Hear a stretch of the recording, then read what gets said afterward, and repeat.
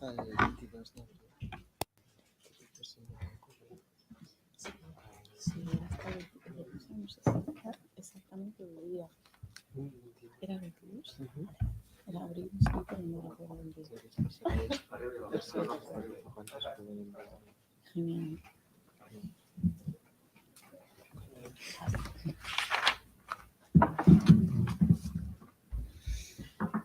Hello, good evening, welcome to the last day of the Datathon. It's a big day. Today we are going to have you presenting and we are going to give all the two prizes, so a big day. So before starting, last week, Friday, we were celebrating, but I got a couple of warnings. One of them coming from that girl over there, Denzel. Denzel was looking at me like, Tío Manuel, so what about social media, videos, and hashtags, right? So today, please, everyone, use this hashtag, upload your videos, take pictures, make sure that we get some social media notes. Is that fine? Yes. Compliant, Denzel? Yes. You're okay? Yes. Okay. I can Warnings see all on of that. you, so I'll take that. Very good. So please use the hashtag so we get some social media mentions. Also, last Friday we were giving a lot of thanks to many people, to all the organizations, all the volunteers. But I think you guys, all of the teams that are presenting, Manuel, yes, I have to move. Okay. So I was saying, all of you we were spending time last week building your models, building the presentations, doing your submissions, so taking a lot of time. And I guess some of you were doing that because of the prices or working together, but I know deep inside, most of you or all of you were doing this because that was the right thing to do. So I want to give you thanks to all the teams and give yourselves an applause and a spontaneous one.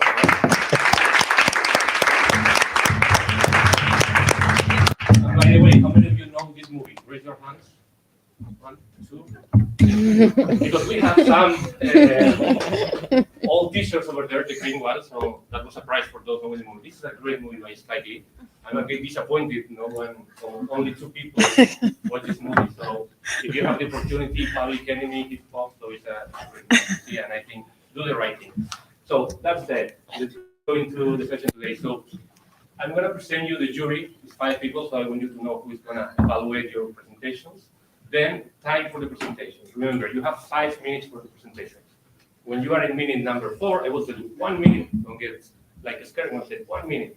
And then after the 5 minutes, presentation is over, and you get a question from the jury. 5 minutes, right? 5-minute presentation, and you get a question from the jury. Is that clear? Yes? Okay. Then our fantastic jury will deliberate, will evaluate your presentations. I think it's going to take around 20 minutes. In the meantime, relax, you can tweet, you can vote from the hashtag that tends to tell me that you have to vote. And then we're going to have the awards, and as we had last week, we're going to get some pizza, beer, and for having fun and being. Okay? So, juries, we have 5 people. You know 3 of them because they are part of the organization, have been working preparing this. So, on one side we have Anna, who is over here. We met her last week. We also have Dirak Fortune, who is playing at home. He's like, Alevinta is one of the sponsors, so he's part of the jury because he's also part of Alevinta. So it's Dirak, you met him. We also have Jordi, who is here. You met him already. So these 3 people, you already know them and have this technical background. But as you know, we wanted to have a datathon, not only about data, but with some social impact. So we realized that we had to have 2 people from the, let's say, racialized people, who are Jordi Reo and Alejandra. So I'm going to ask them to come one by one. So first Jordi, then Alejandra, to give us a few words so you get to know them and you know why they are here and what they are doing. So the first one is going to be Jordi. It's great because I think we met Jordi 5 months ago on a screen. So, but he liked the project. He was one of the laborers. I think one of the first one laboring the message. And he's coming from London, right? So he's living there. He's living there. So he came just for this, so I really like. Okay, so come on, Jordi. Give us a few words.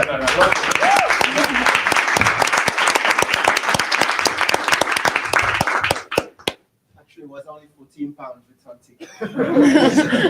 Ryanair. Yeah, right. So thank you very much, all of you, to take part of this hackathon. Really, like I know it's not easy. There's a lot of things out there on the open source. So I want to see the models you've come from. Not the models, but the experience that you have gained. And I wanted to tell you very brief who I am. My name is- Can you hear me better now? Oh. Oh yeah, for you guys. All right. So yes, my name is Jordi Rea. I was born and grown up here in Barcelona, and now living in London. And I'm part of this organization called CENAR, that stands for, in Spanish, Comunidad Negra Africana Afrodescendiente en España, which means the Black African Afro-descendant community in Spain. So it's quite new. It started in 2021 after the George Floyd events in the US, and because those things doesn't happen, unfortunately, not only in the US, also you can see it in Europe, in America, even in Africa, you can see that. So we thought that we have to change it to bring some discussions, not only on the street level, but on the political level, because if racism exists, it's because it's allowed from the top level to the down. So first of all, you need to cover an umbrella with protection from the law, as we live in the rule of law, and then you can start judging others. Okay. So we do some political incidents, and I wanted to just mention about one thing that is going on in Spain. So talking about law against racism, and is a public consultation stage until the 22nd of April. What it means that until the 22nd of April, every citizen can say what they think about it. So as you have participated on this datathon against racism, I think you have something to say. So I will share the information with the link where you can send something to Manuel and the CN Analytics, and I hope you can say your say, all right? And with further ado, I'll give the word to Alejandro.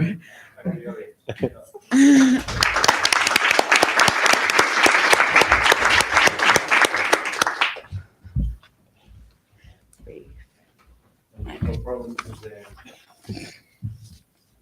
I think we do the magic. Okay. So the next one, coming from Alicante.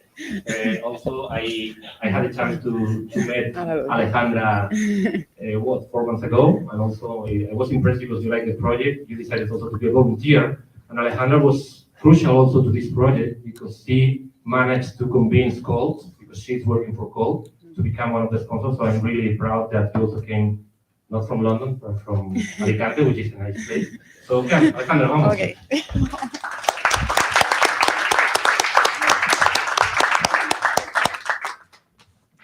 Hello. Well, first of all, sorry for my English. It's not the best in the world. Of course, I'm from Spain, you know. Well, my name is Alejandra Ebui Salmeron Entutu. Ebui is my African name. Salmeron is my African Spanish surname, sorry. It's coming from Murcia, from Pieta, to be more specific.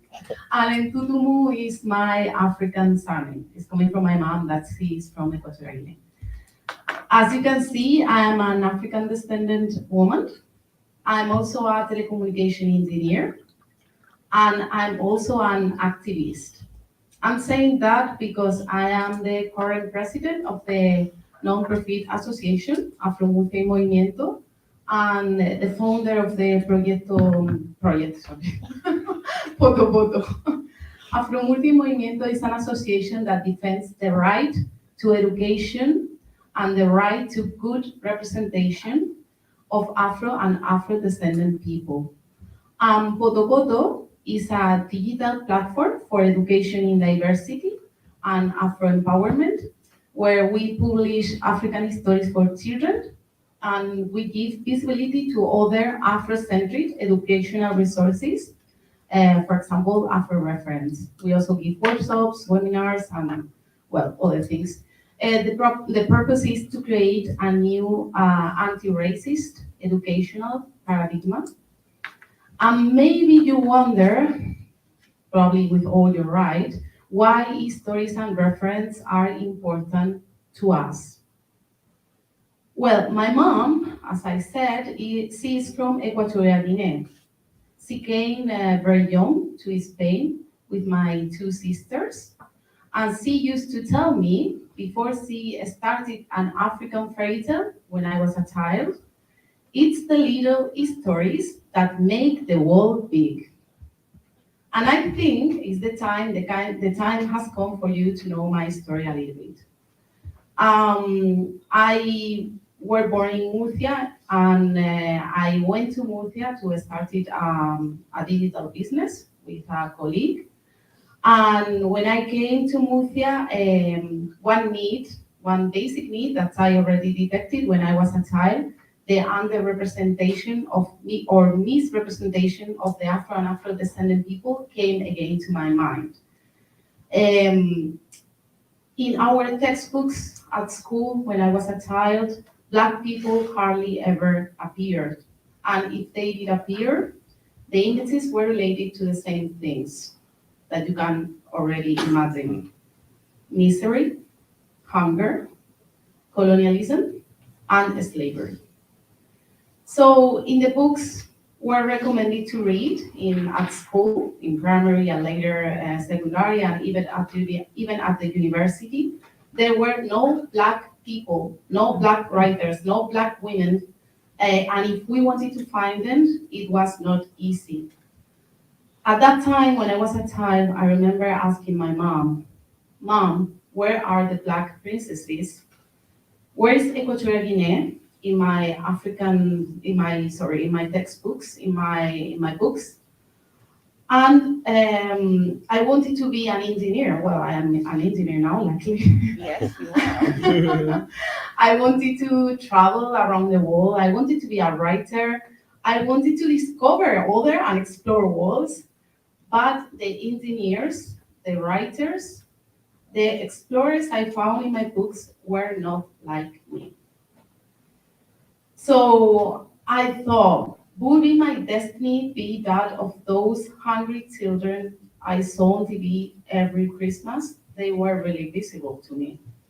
So I used to ask my mom if I was pretty, if I was important, if I was smart, even if I deserved to be here.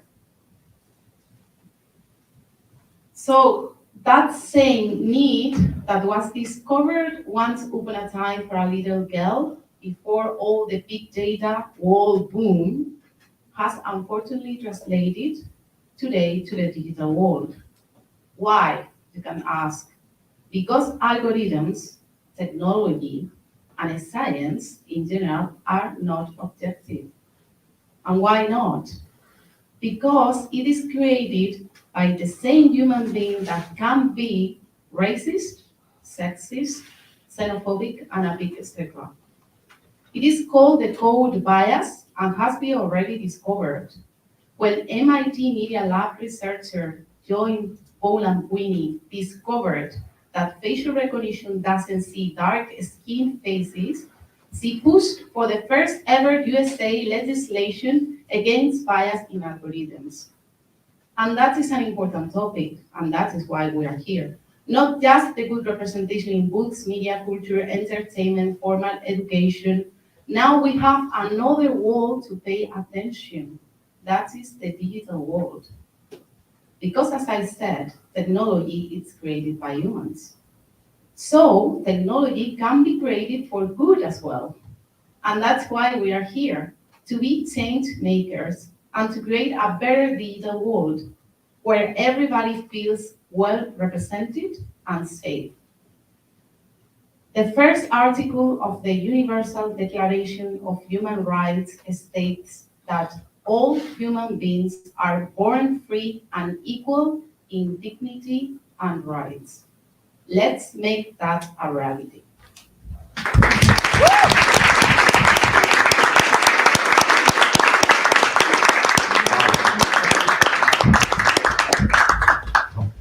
Gracias, Alejandra. Claudia.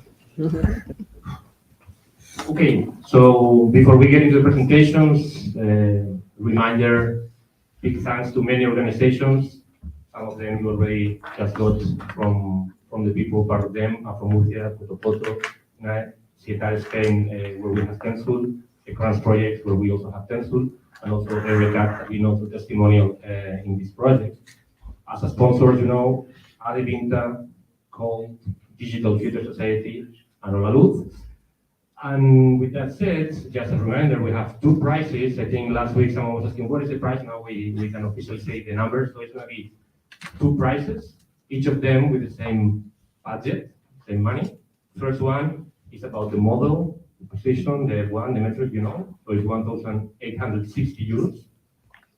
The second one, is going to be around the insight, and it's going to be based on your presentation, right? So in this 5 minutes presentation, you can either leave the date with 0 or with that amount of money, right? So, you are going to get proud of what you are doing. I cannot rewind because I need to record it. So anyway, it's going to be, this is the prices. So now time for the presentation. This is the order of the presentation. We use a sophisticated algorithm called random. So the first team, I'm going to ask to come here is Mary Jackson. I know some people. So Mary Jackson, all yours. Applause for them.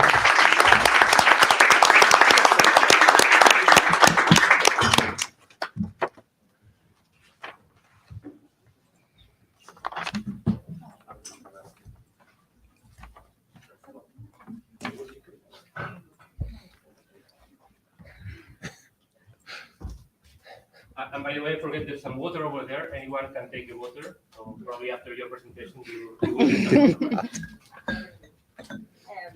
Hello, we are Elia and Julia from the Mary Jackson team from Hola Luz. Before starting, our team's name is in honor of Mary Jackson, an Afro-American woman who was an important mathematician and aerospace engineer that worked in NASA in the 50s. So now we are going to talk about the data of the model. To develop this project, we have these 3 data sets of fields, as we all know. First, we did a data cleaning in every data set. In fact, we put every tweet in lowercase. We remove punctuation marks, emojis, user tags, numbers, and accent marks.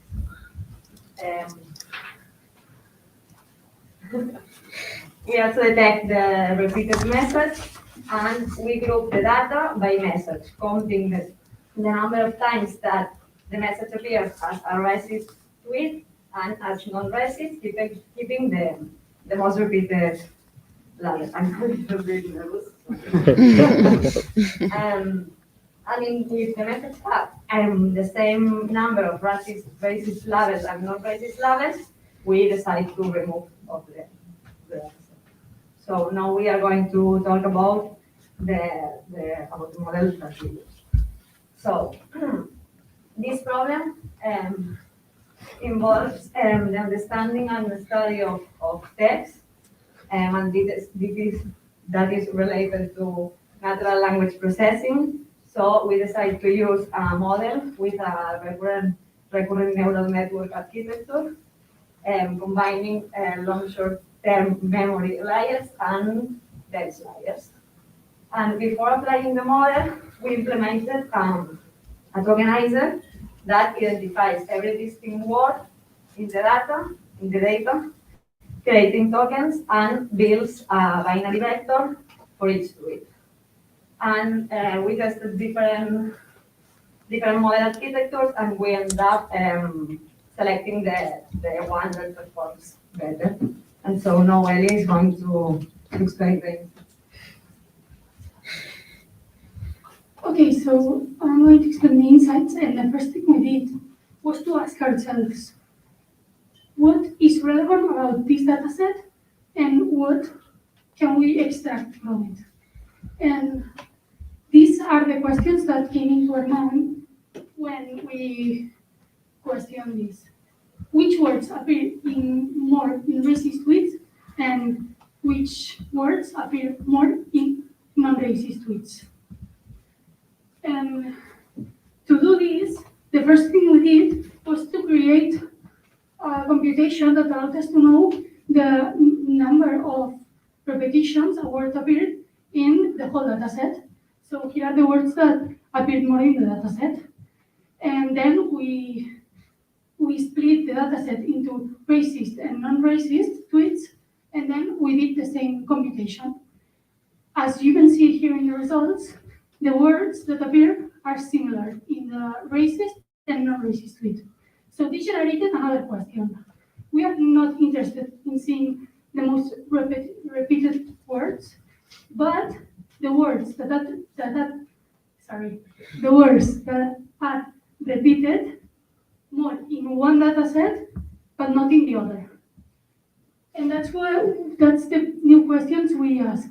Which words are more likely to appear only in racist tweets and in non-racist tweets? So we generated a new computation, which created a matrix with each word of the data sets and the probability to appear only in racist tweets and in non-racist tweets. Here are the results. As you can see, this is the result for racist tweets. And in the next slide, we can see the result for non-racist tweets. Next slide. And here is the comparison. We can see that now there are no repeated words and that the themes of the results are different. First of all, in the racist results, 1 minute. the words that appear are more subjective, more opinionated, negative verbs, adjectives, etc. And in non-racist tweets, it's more about informative tweets like news or different similar topics to this. So this is what we implemented, and we thought, how could we continue this project if we could? And we thought about two ideas that were interesting to us. The first one was to apply the probabilities of the words we calculated with the matrix in our model, as to get a more accuracy, because if the model knows which words are more likely to appear only in one label, then the model will be more intelligent and will be able to classify better. And the other thing that we thought could be interesting to do was to unite tweets in topics, as to see which topics are more likely to be racist and non-racist. But this is where we ended. Thank you very much for listening, and hope you enjoyed it.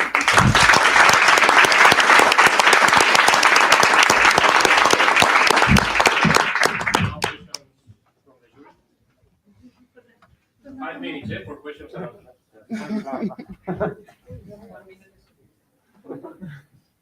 ¿Tengo alguna? John Caramel. That is counting, eh? Yeah. ¿Tienes? Espera, está encendido. Hello, in English. Yes, of course. Thank you very much for the exposition, very, very clear.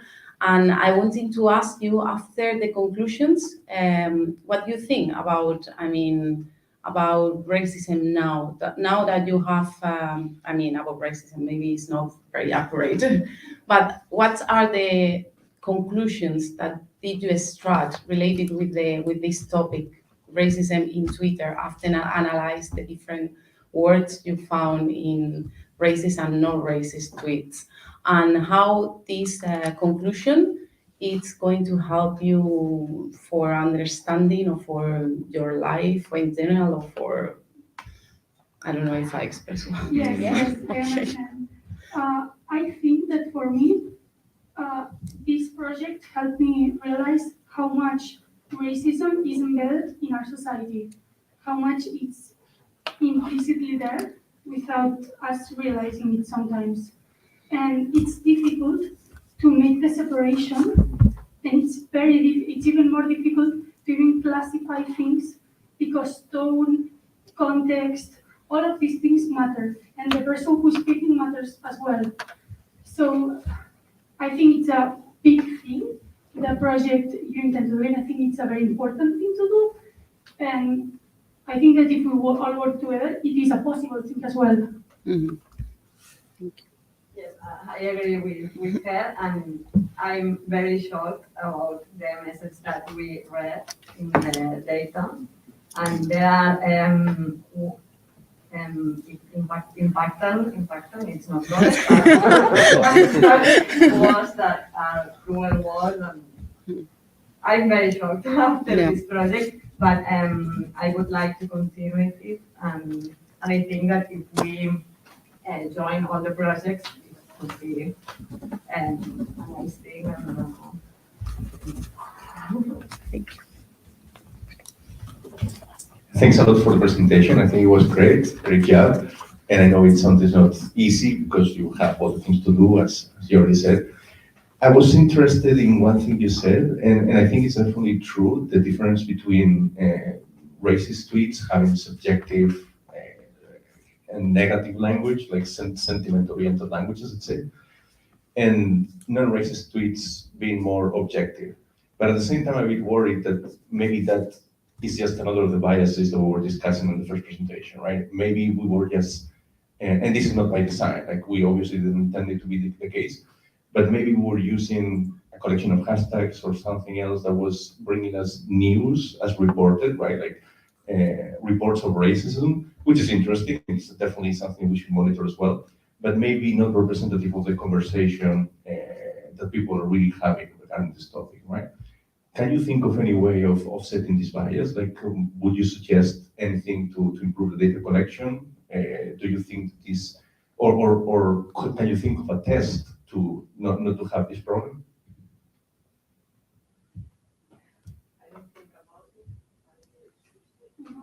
What comes to mind when I think about this is that it would be interesting, not as a data scientist, but most like a news company, to stop using words that racist people use.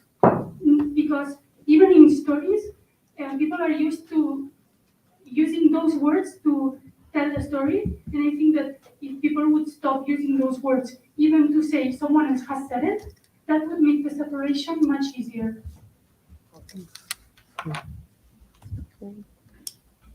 Thank you. That's a very interesting remark, so thanks. We have time for one quick question and one quick answer. You want? Or we can. If not, okay, next one. Thank you very much. Yeah.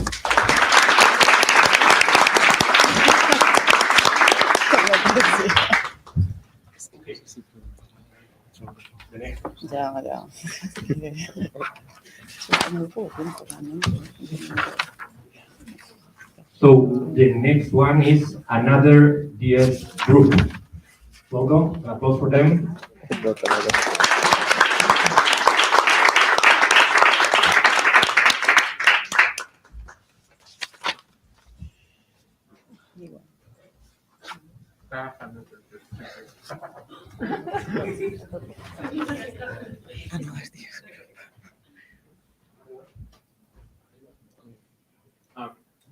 Okay. Hello, everyone. We are not another data science group. So we're going to start talking about our findings. And first of all, how do we understand racism? A little bit of context. So Spain is among the countries that see more favorably immigrants than not favorably, but they still tend to associate dark skin to negative thoughts. Indeed, Spaniards tend to associate immigrants with crime, but when we consider Spanish in Latin America, we see that, say, for Brazil, racism is not that present among discriminated people. So, what does it matter for these tweets or this challenge? It matters because social alarm between racism and bad words are triggered by media most often. Right? That's what research says. No? And racism and xenophobia are often intertwined. It's difficult to separate between them.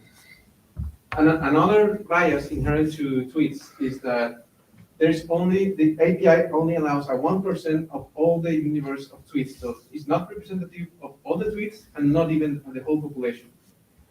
So these all and other limitations that do have an inherent bias difficult to assess. So let's start with the exploration of what data. So first of all, racist tweeters like to write long tweets more than non-racist or news. So the most frequent racist words between, I'm sorry. First of all, racist tweets and non-racist tweets is almost split in the data set. But we found that in the racist tweets, words like immigrant, illegal, and MENA do have much more presence in racist than non-racist. So there's another interesting thing, that some things in the racist tweets are more often with nationality or the geographic coming from rather than ethnic or appearance. And even so, in the unknown tweets, we do see only what you could see ethnic things. So, is this racism or xenophobia? So we decided to make the bad words to see that on nationality, and we can see that only ethnic with all those words are much less than nationality. So we learned that nationality terms are most often used as ethnic terms, and they often also mean the same thing. You need to context to understand that. So, are they really racist? We found that for the labelers in our data set, do have controversies. So we decided to set up rules to understand this. And we found that 16% of labels are controversial. Not everyone agrees that this is racist or not. So we want to be careful of getting an F score more than 90% because the labels are not that precise. So another research we found is that it's called VETO, that is for Benitez Andrades. They realized about this problem studying about racism and xenophobia. And they realized they created their own data set using 8 psychological experts and decided to use these controversials to decide the data sets. And they found that better data is much better than finding a better model, and not the way around. So in their data set, they also included Ibero-American Spanish. And they found that immigrants is much better. So what do our models say? First of all, we used these models, and we used 73%, so we wanted to be our models better than that. We used Transformer and XGBoost, and also another lemma taxes. This is the technical part. And we found that topics are used in immigrant, invaders from Canarias, MENAs are a burden for Spaniards, Latin Americans are ocupas and criminals, and Moroccans are violators and thugs. Also, most of the racist tweets are associated with the Vox political party. And our conclusion is that there's a lot of doubts identifying racism and even by professionals. Spanish racism and Latin Americans understand differently racist words. And here in Spain, Moroccans are more generally seen together with Muslims, and also people discriminate nationality to bad terms. But in the technical term, it's much better to have a better division in training data and much better quality data. And that will be all.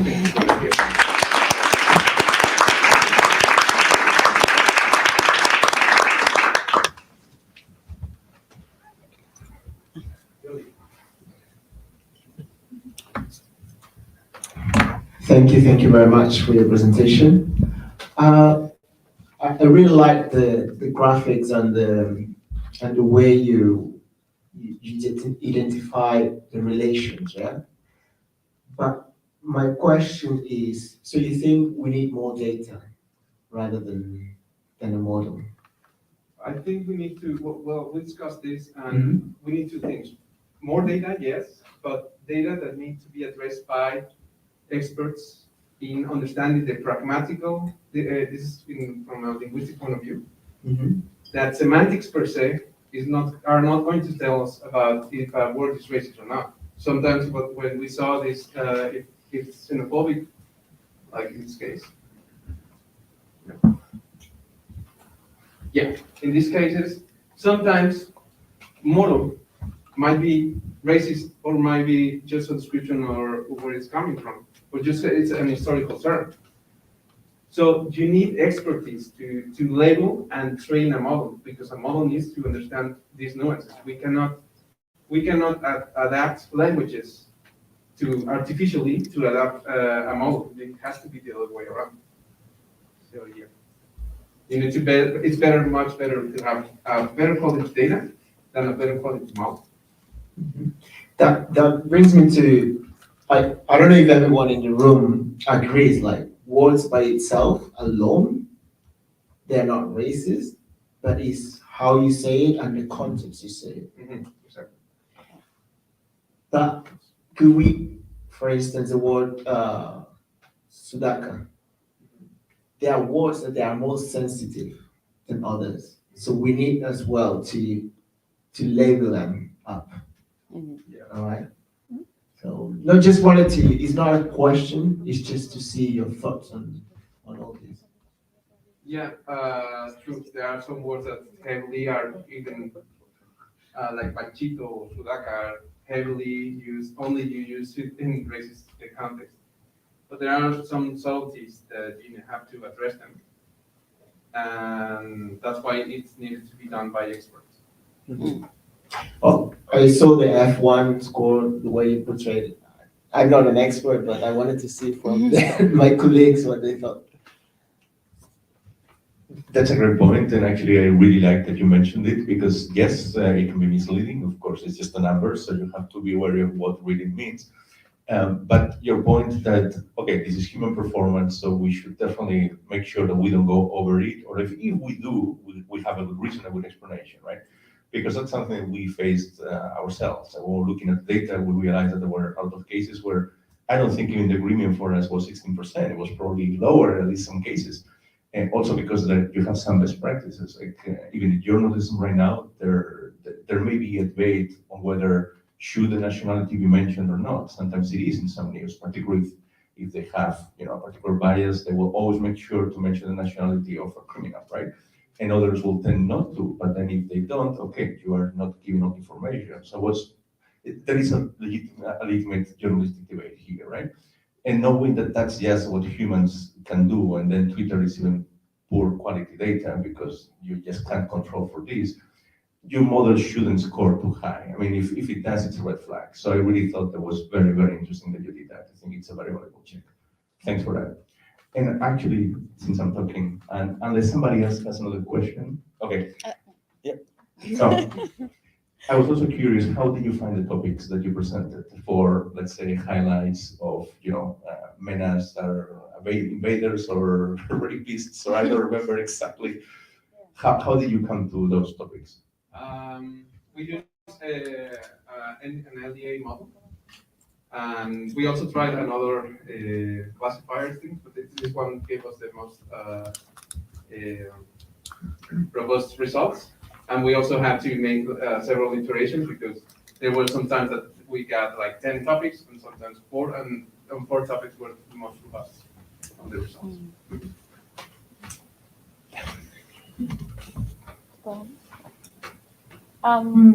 Well, thanks for the presentation. It was super interesting. I have a quick question about the unknown tweets. It was not clear to me what did you do with them, because I think words like moro are the ones that are sadly they're very common in our society, and that's okay. Here you explain. Yeah, this is what we did is that for taking consideration all the controversies that some tweets by some labelers say different things, we said that consider unknown. What happened with unknown if a tweet is classified by someone that is non-racist or someone is non-known, we consider it as maybe not racist. And for this is the limit of the model, that if we want binary class, maybe not racist is going to be considered not racist. So these are going to be included in unknown, and then the unknown I don't know what we did. We also consider non-racist. No, Yeah, we just need to expand. Yeah, finally, when we got like a better model with a better F1 score, we tried to classify these unknowns to also fit, but we have to be aware of the bias of the model generating these classifications that we later use to train for the other problem. Good. Thank you. I just want to say one thing. Just one thing, the last thing. I'm realizing that one clear bias here is the composition of the teams itself. Because what is racism? How you are able to know what is racist or not if the teams are not diverse themselves, right? It's quite, because words have an history and a concept and a knowledge that if you analyze only semantically and if you don't have an expert, but an expert is not just a person that study words, it's someone that belongs to the community, that belongs to the Afro community or to, and multidisciplinary teams as well, not just the data scientists, no? So I think that's very important. Also, as you said, the quality of data obviously is better than the model, but the composition of the team itself, I think, is quite important.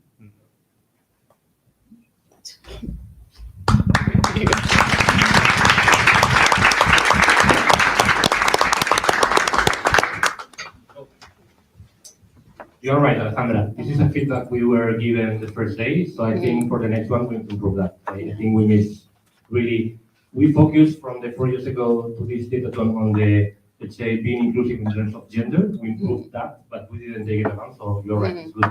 And also a warning for my colleague Jordi Carrera. I think you need to make your questions slightly shorter to make sure that we don't spend time. Yes. So the next one is zero facts. Zero facts. Please, go on. Thank you.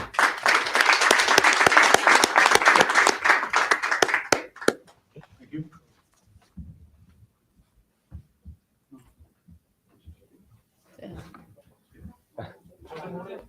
Dentro de la línea.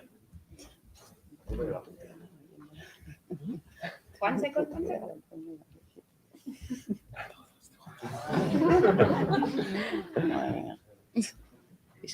Okay, so we don't have much time, so let's crack on. Okay, we wanted to bring your attention to 3 main topics that we want to discuss with you. The first one is related and labeling rules. Second one, basically, it has been discussed before, like just there are similar topics and people just take different separate stances on them. And lastly, a note about the treating collectives. Can you put the mic a little bit higher, please? Yep. Okay, so first for data labeling rules, actually there are more than 5,000 unique messages. Lots of them, 40% of them actually are complicated, if not more. That was announced in the first day of the event. And actually, easily like just a third of them are not identically labeled. Actually, this tweet here, for instance, an example, it has been labeled as non-racist and racist. This one here, it has all labels. And actually, if you look into them, actually, they're all looking pretty racist to us. So actually, okay, no offense against the labelers, actually, but we wanted to get a sense of the possible labelers bias, not due to ill intention, but actually due to an implicit bias or inherent racism in a probably like racist society, or at least like just deep grained somewhere in there. And actually, we took the multi-variable messages, we computed the mean of the labels, we computed the message bias per labeler, and then we did the whole aggregation to come up with this whole picture. And well, a suggested policy or potential policy implication from this is that there must be something done about this. Definitely a peer review is necessary, but also at the same time, we have this kind of multiple roles by the same labeler that does exist in the data set. Actually, were considered to be different persons labeling, and then we settle for the simple majority vote. So when we have just different votes, we settle for the majority of the votes. And here you see the dispersion, right? Some people just with attendance, without having looked into the exposure of different racist, non-racist messages, some of them like labeling more non-racist and vice versa. So it's a complex, it comes to highlight the complexity of the racism issue.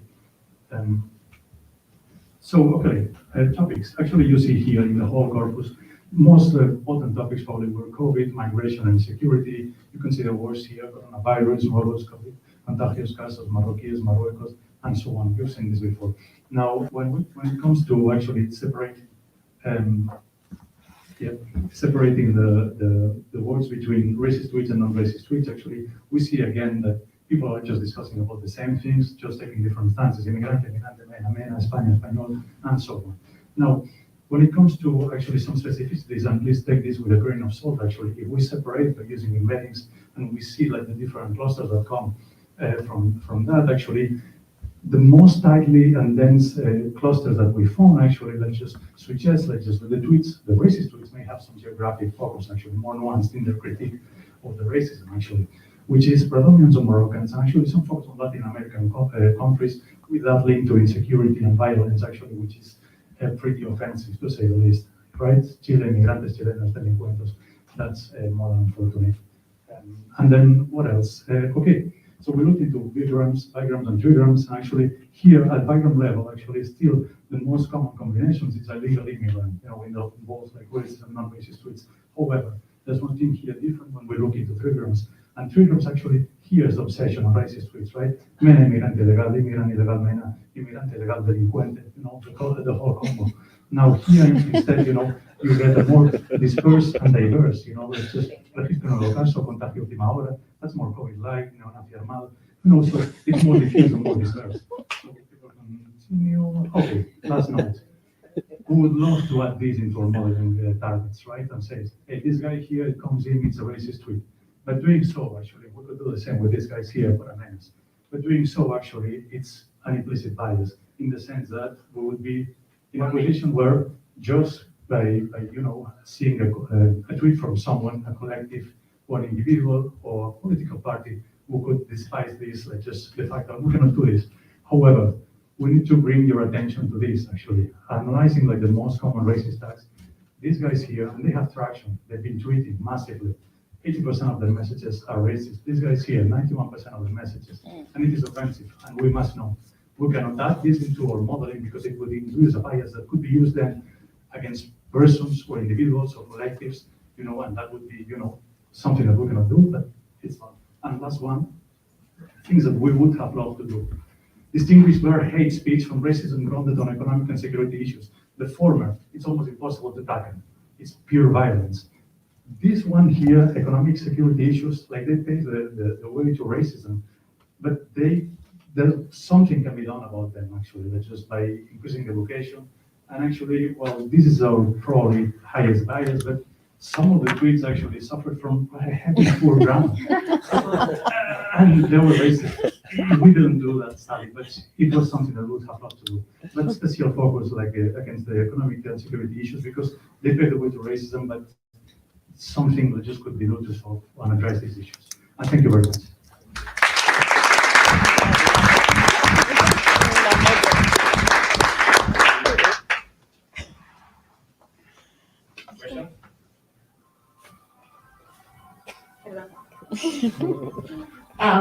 Thanks for your presentation. I have a quick question. Which model did you use, or what was your technical approach in that? Like super briefly. We did like a kind of hybrid. We started with transformers, but later we started implementing TF, IDF, and convector super vector machine, and later Joan also. Yes, sentiment analysis, hashtag mentioned, etc. So taking like the most important features in this case. And finally, we did an ensemble of the several models, so 3 models in this case. And used like that our final model.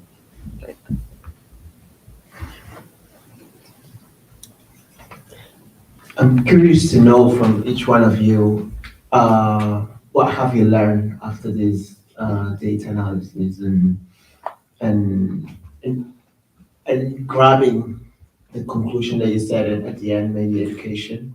But yeah, could I hear it from each one of you briefly? Yeah. Apart from the last slide, I would say that as I think not another data science group mentioned, like that there is like an implicit bias in taking data from Twitter, and maybe that also that maybe the platform itself should kind of be accountable for the type of messages that they have, because like having viral stuff, so trying to go for clickbait and this type of information.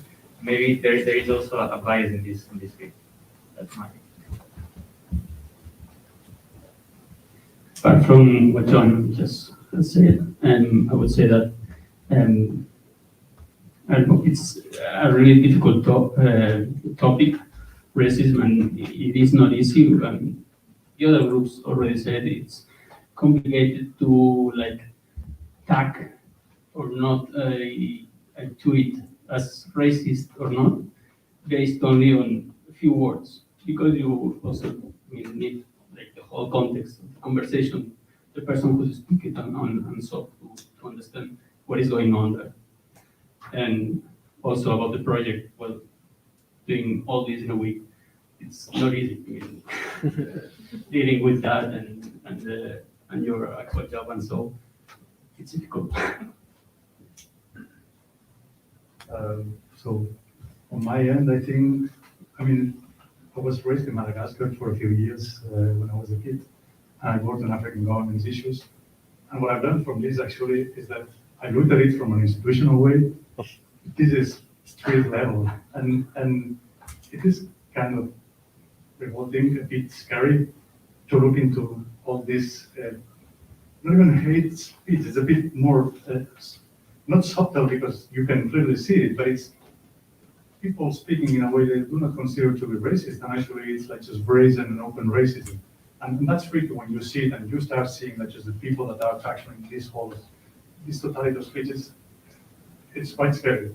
Personally, I don't know, I'm not very active on Twitter, so looking at this, it's not a nice window. Yes, in my case, the most important things I think is working in text data and with in a good way. And yes, in technically case, I learn a lot of transformers in natural language processing, and I eager to learn in this way. Time for one more question.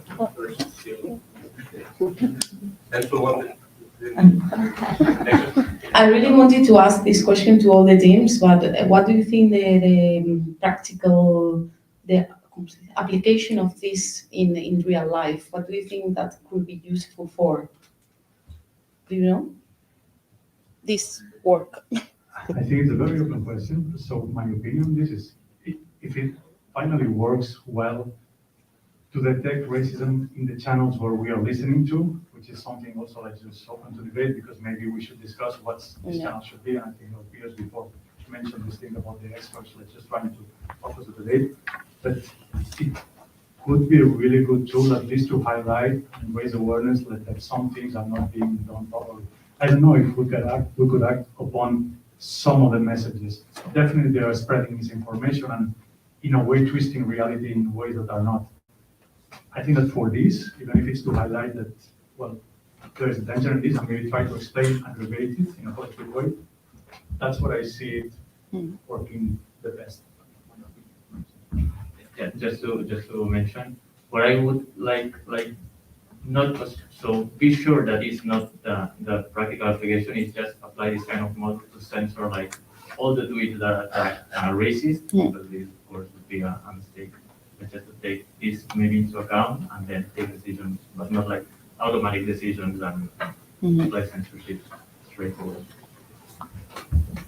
Okay, thank you.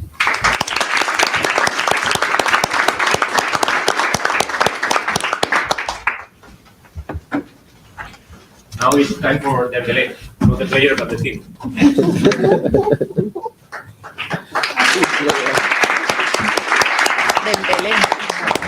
Hola. This is the only slide. Hello. My name is Carlos Zuluaga. This is the only slide that my team had. Why? Because there were some issues. Like happened, and my team was not able to upload the slides. The other people were having problems. Anyway, I'm really sorry for that. And what I am here to explain to you what we did and how we failed successfully in this task. What we did and what we did wrong, we tried to apply some models, the standard models that you can find when you do that using English language, or even French, or even another one that have more schematics and a lot less semantic meaning than the Spanish has. And for that reason, we failed, because considering that there were some tweets that when you read it, culturally you can say that this is racist, and another person say, I don't know. So what we did was the cleaning, the test, the usual standard text cleaning that the first team and the second did, just finding the, I will remove this because I can know pretty well. The user test cleaning that the other teams did, and we try to after that apply a sentence transformer. We use several dimensions. We apply several models from vectorizing the sentences to 700, 500, and 300, going through all the models, and after applying a neural network with 4 models, one that was simple, 661, another that was going from 700, 500 until 1, another that was going for 500 until 1. And at the end, when we checked what the validation and the test give us, it was really good score. But when we went to the data that we need to submit every day, we failed like really in the floor, 0.3 or 0.1, something like that. So what we did next was label by hand the data set that we need to submit every day. So we submitted, we labeled it racist and not racist by hand. And after, we compare F1 score with that one, and we say that it was true. We really failed. Because at the beginning we think, oh, these people is failing to classify our model. What is happening? No, we failed since the beginning. And then what we did was create, with the vectorization that we did at the beginning, we tried to find a semantic similarity. We create a vectoral space with all the inputs that were racist, and one other vectoral space for all the ones that were non-racist. And after we try to find the projection in each side. If it's well projected here, it's racist, and it's here, it's not racist, and that doesn't work neither. Probably it was 0.3 something. After we remove all the words that were conflicted, like the other people do, immigrants, migrantes, I don't even remember the word because I don't use it. Minas, and all the other words that were there, we try to keep it, and after remove it to see how is the projection. And even like that, we didn't find a good result when we were comparing with on our labeling with the F1. 1 minute. Thank you so much. So at the end, that we think that is a good solution to apply a kind of model in real life is to have a rate, a little scale to define if something is racist from 1 to 5 and something is not racist from 1 to 5 to see how it's mixed, as other libraries already do, for example, for the sentiment analysis. That's all.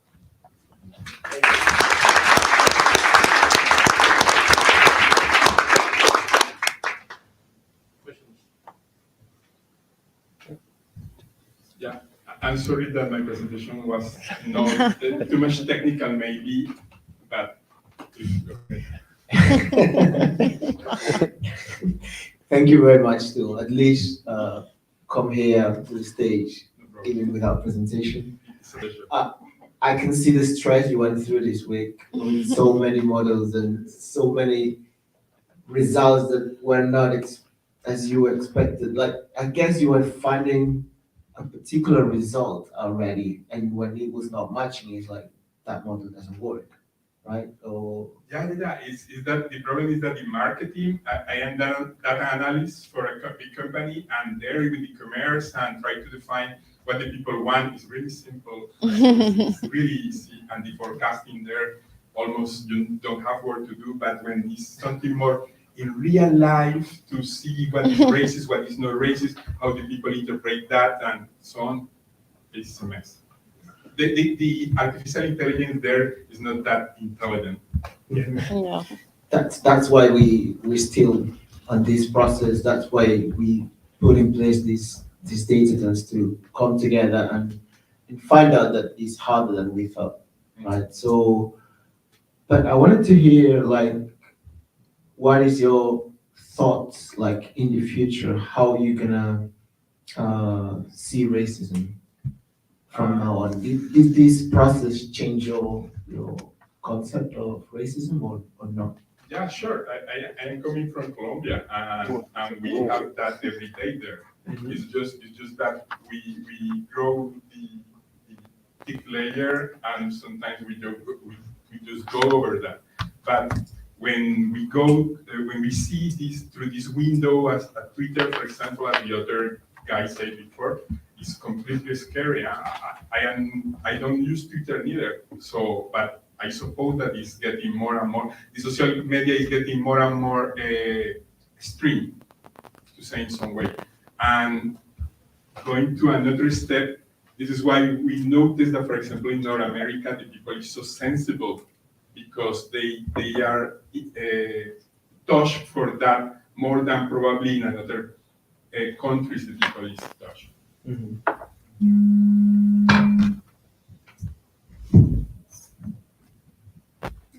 Thanks for being here. So, quick question, like you talked about the model and how you approach that. Did you do like any like exploratory analysis before approaching the model? Yes, sure. We did an exploratory analysis, and actually, the first one that we did is like, okay, we have 5,800 data, something like that in total, more or less. And if you remove the duplicates and you remove the unknown, they are more or less in equilibrium. I think it's 1,580 and 1,610, the one that is racist and the racist. And if you use only that, that could be enough for something that is not that complicated as the racism. That will be enough, is even in equilibrium.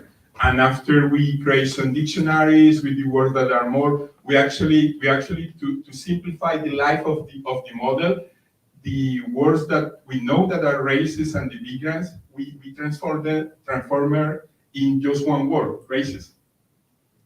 And even like that, it was no good enough for the semantic in the sentence. For me, yes, sorry.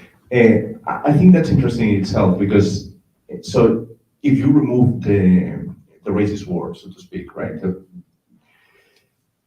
If what's left doesn't allow you to classify, to solve task, maybe there is nothing left. And then we'll go back to the point that the previous team made. It's like maybe an expert can make the decision, but there is no way for the system to make the decision. Do you think this could be a problem for you? We remove it and we leave it. We try both cases to see, okay, this is not working in the standard way that we think, and after, okay, let's try another. And it didn't either, right? It didn't either. We go maximum until 0.34 or something like that, 0.40. Not totally sure. My colleague from yesterday, he left a model running 3 hours, and he sued me and he don't want to talk to me anymore. Tired about all the process that we did. Actually, we don't know what will be the last clarification. We're really surprised that will be more than 0.2. Yeah. Okay, but this needs to be worked with. So, do you think it could be the case that everybody else is overfitting to hashtags and you were just trying to play fair and didn't go far? Is that, I think if you want to confront something like the rest, you need to be ethical since the beginning, and then probably we try to hit the problem, face the problem from an innocent point of view, when after you read the tweets, you know that these people is not. So that could be one of the main issues there. That probably we try to see the problem in more analytic, logic way, vectorizing since the beginning and consider that as a vector and without soul to try to affirm what it is. And for that reason, we say, okay, maybe some kind of more range in the target will help to define the model better for the semantic context as the other groups are defined. Yeah. Okay. Thank you.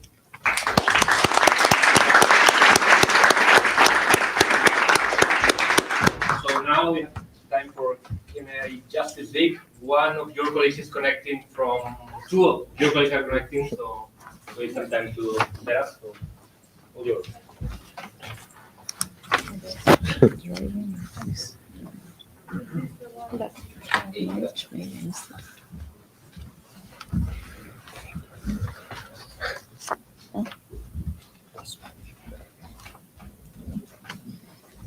They are not connected yet.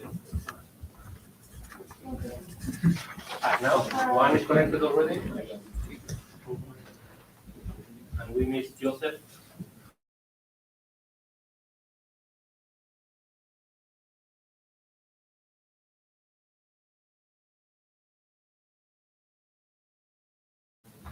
And you can see the slide.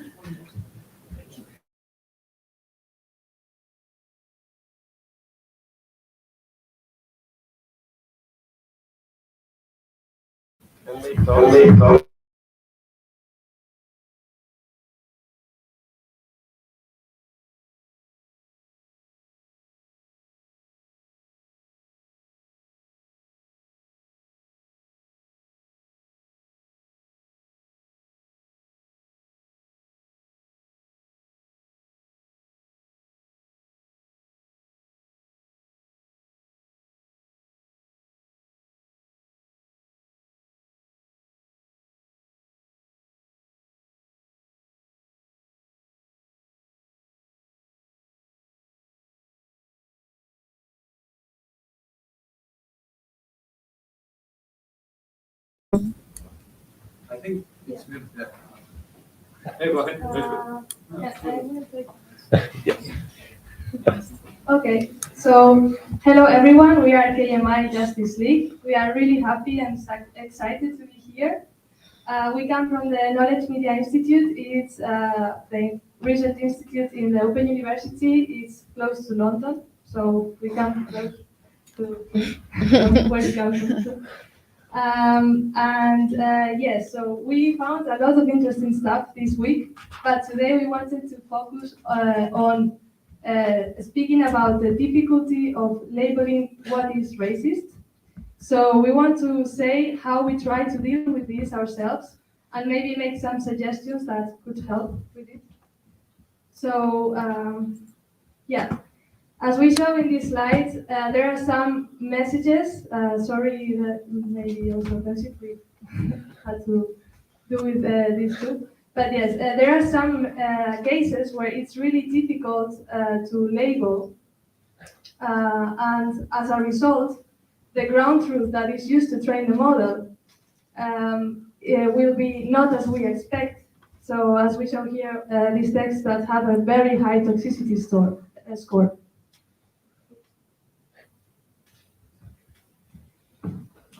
So that's why we wanted to investigate the labels, the annotations in the dataset. And as one would expect, with the increasing number of annotators, the increment is going down. Especially this happens for annotators who were annotating non-racist label. That's even worse. This also inter-annotator agreement analysis, we got very poor results of this analysis, which confirms our previous results.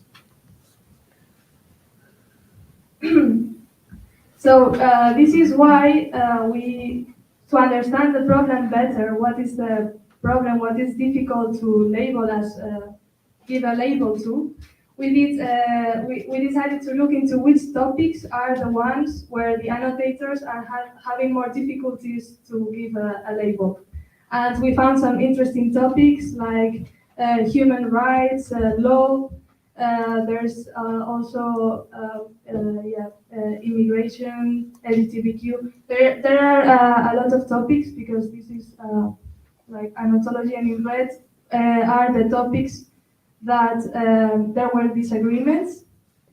And well, opposite was expected, maybe some topics had more agreement, like politics and so on. Okay, so why is this important? In first place, because of the reliability, as my colleagues said, you probably want to have a data set that it has like a good score, sorry, a good score in agreement, but also because of the problem that we are dealing here today, because like we have looked for other data sets in Spanish that are racist, and we could not find anyone, but we could find some of them that were actually about hate speech. So we trained some models with them and with our data, obviously, for looking the importance of the words that these models get. So in the case of HaterNet, that's the other data set that we look at it, and we can see obviously some insults in Spanish because it's more focused in this hate speech problem. So however, in the data set that we are dealing with, it's obviously focusing more in words that are more related with the racism, with the topic that we are dealing with. As expected, as other things mentioned. But we can also see the words that are less related. Like, for example, bulo, fake news, and COVID, there was like a bit of bias we consider because there were a lot of tweets from COVID. So when we try to look for non-racist, COVID is an important word. 1 minute. Okay, so what is also the suggestion? So for recap, the big problem that we found is that there is low agreement in some topics, especially the non-racist ones. So our suggestion obviously is collecting more data, but as we know that this is difficult sometimes, it's highly costly, we propose to collect the data only from the topics that we show that there is less agreement. That will improve your metric of reliable data set, and therefore we will have a more quality data set. And also we could reduce the bias of COVID that I mentioned before. Because I forgot to say earlier, but yes, like our takeaway message is about focusing on these topics that there were some disagreement. Also dealing with the annotations. For ourselves, it helped not only taking the majority vote of what of the label, the annotations, but also taking into account how many labelers saw each text, with the idea that the more eyes, the better. So this is just a very simple approach that we could do so far, but in light of the future, to try to solve the problem that we are trying to solve, this is, sorry, I'm always So thank you very much for your attention, and if you have any questions, please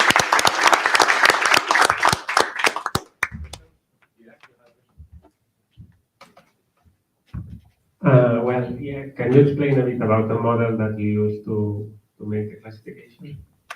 Yeah, so at the beginning we started with using machine learning models, the TF-IDF. We were trying many. At the end we chose the logistic regression because it's explainable, so we wanted to see what the model was making predictions based on. Then, yeah, we also tried with deep learning models, transformers, and at the end we went for beta because it's a state-of-the-art model for Spanish. So this is the one that we're using, but for us what made the most difference was also like the way of encoding the labels, building our training data set. But yes, we used quite a lot of models at the end. We tried. Thank you. Hello, thank you very much for the presentation. I like a lot the idea of consider taking account the annotations of the labelers. how you will use that into the model, or how ideas do you have to include that into the model, and possible applications, because you are in a research institute, if I understood well. So how you will use this for a real application in the real world? Yeah, it's a very good question. In my personal opinion, I think that labels are the big thing in training a machine learning model, especially when you are dealing with human interpretation, right? Because these texts are, it's not like saying if there is a term or not in a like image classification, but this is something that is very sensitive. So what you said before, earlier about taking the experts in this case are people from the community. So yeah, there are a lot of research about how to estimate the ground truth from crowdsourcing annotations when there are many annotators. How to, I read recently a paper that was really interesting about giving some weights to certain labelers in specific cases. So if this is I don't know, to detect misogyny, then women should have like a more voice into this. Yeah, interesting. So yeah, there are many things yeah. That's why we were suggesting only some topics, because it's very expensive at the end, the whole process. And going more or less, this is like a good starting point, but to build a model that goes into production, it's very important to have reliable data. And the applications? And the applications, yes, well, to moderate online platforms is very important. It's impossible to do to have humans deciding whether this is racist or not. So it's what social media and like the conversations are online, you need this type of tools to detect. At the end, they you can't use them just in an automated way. You need to have some humans in the loop trying to make the final decision. But to filter, to identify potential racist and other type of attacks on the internet, it's really important that we use these models. And for me, it's a motivation to go into all these data science. That's why I decided to work on this, because it's making the social good impact using the other one. Very good, very good. Yeah, no, just to add maybe that, yes, like we, as Paula said, like we really like to apply data science for some social issues, like for example, as we are researching bias. So yeah, that's why when we saw this data from, we wanted to join, to apply some of the things that we learned and we want to apply in the real world. I just want to say that annotators' life is not easy. We have lots of disagreement on messages. Yeah. So respect as well. Actually, I had a question on that. Imagine that we could give you 10 annotators tomorrow to start annotating a data set, doing it properly. What would be your first 5 suggestions as to how to better annotate? What are the best practices that you think would be applied to ensure that they don't disagree in clear cases? Like any suggestions that you can think of? Yeah, well, first place, I think that the guidelines are important, because like you can specify exactly what race is in. But also for us, when we were discussing if some tweet was racist or not, because when we evaluated the results that we were getting, I think it's also important to share opinions, because maybe we were not that sure, and someone showed like an important side of it. So I think that's also important. I think people from that context, or as we are talking about racism, people who deal with that, who comes with this expertise, it's important to have them. But when I'm just thinking retrospectively about my experience from this datathon, I learned a lot about Spanish culture. And I don't know Spanish at all, Spanish language, so my colleagues were always translating to me, and so I learned a lot. And I think it's not bad to have someone who doesn't know even in the group. That's my personal opinion. I think Joseph Yeah. to give a few words, so I think it's great if Yeah. Hello. Can you hear me? Joseph, talk now. Waiting. Okay. Can you hear me?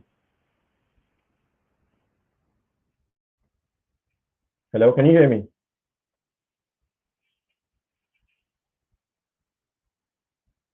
Can you hear me? Sorry. Yeah. Okay. All right. So what I wanted to say is my work is around the areas of annotation, and I'm looking into message general as well. So in terms of annotation, what the five things that I would say is what is missing in a lot of hate speech detection systems is that most of the data are gathered and then it's been annotated by crowdsourcers, which is where there seems to be a gap in there because some of these crowdsourcers annotators do not have experiences of some of these things that they are annotating.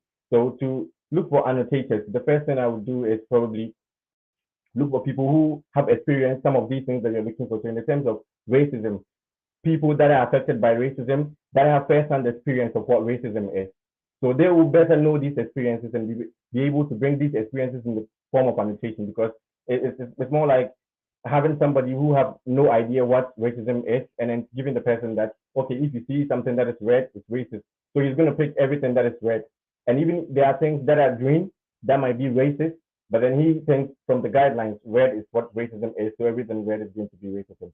The second thing is to have annotators understand the guidelines. So take them through the guidelines, give them a trial data set, let them do the annotations on these trial data sets, let them understand what they are doing and then the impact that they are going to do because these data that they are annotating are going to be the ground truth for the training data as a training data for the model. So if there are lots of biases in there, which is going to cause the model to impact these biases on the system. And then when it comes out and is detecting these tweaks, then there's going to be a bias because there's going to be things that are not supposed to be racist and it's going to label them as racist. Things that are supposed to be racist and it's going to say that they are not racist. So these are the things that I think we should have to look for. So find people who have first experiences in this form of things that you are doing or the data that you're trying to annotate, and then let them bring these experiences on the annotation section so that it will help so that they can give you good labels that you can use as a training data set. So that's what I wanted to say. Thank you. Thank you. Thank you. Thank you very much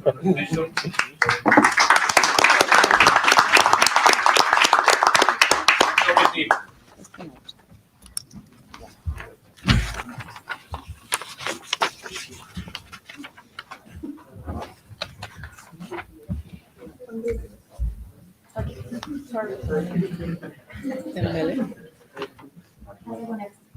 What?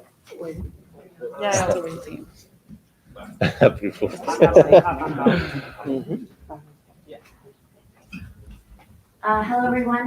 Thank you very much for having us, and thank you to all the other teams who presented so far, really elegantly and excellently, and to the ones who are coming after us. We are the story team. We consist of 4 people. 3 of us just recently moved to Spain. Us 3 right here.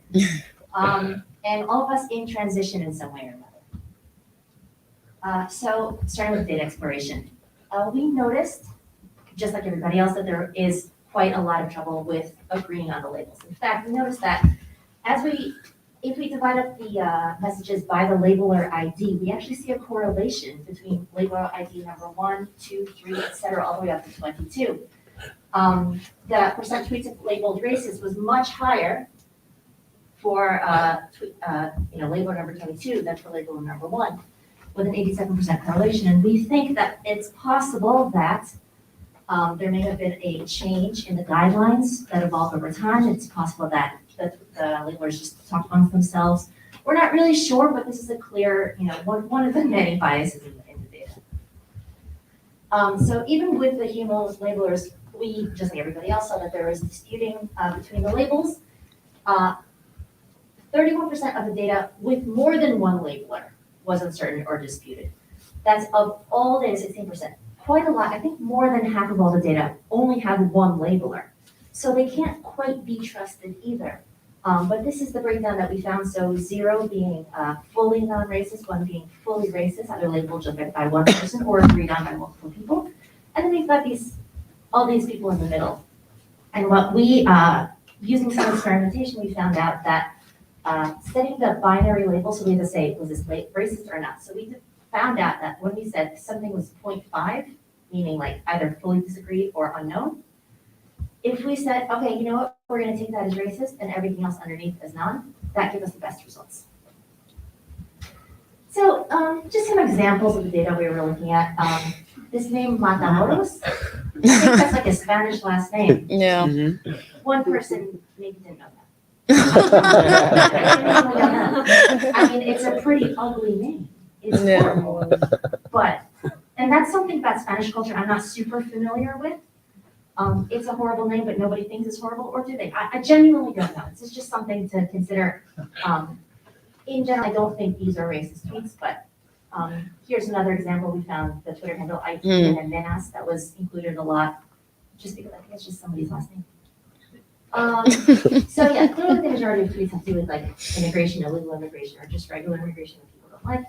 And we were considering, I think one of the other groups mentioned this, but yeah, Spain has a relative lack of cultural melting pot up until I think recently compared with other Latin countries. For example, Brazil, Mexico, where there have historically been slavery and integration with indigenous populations and so on and so forth.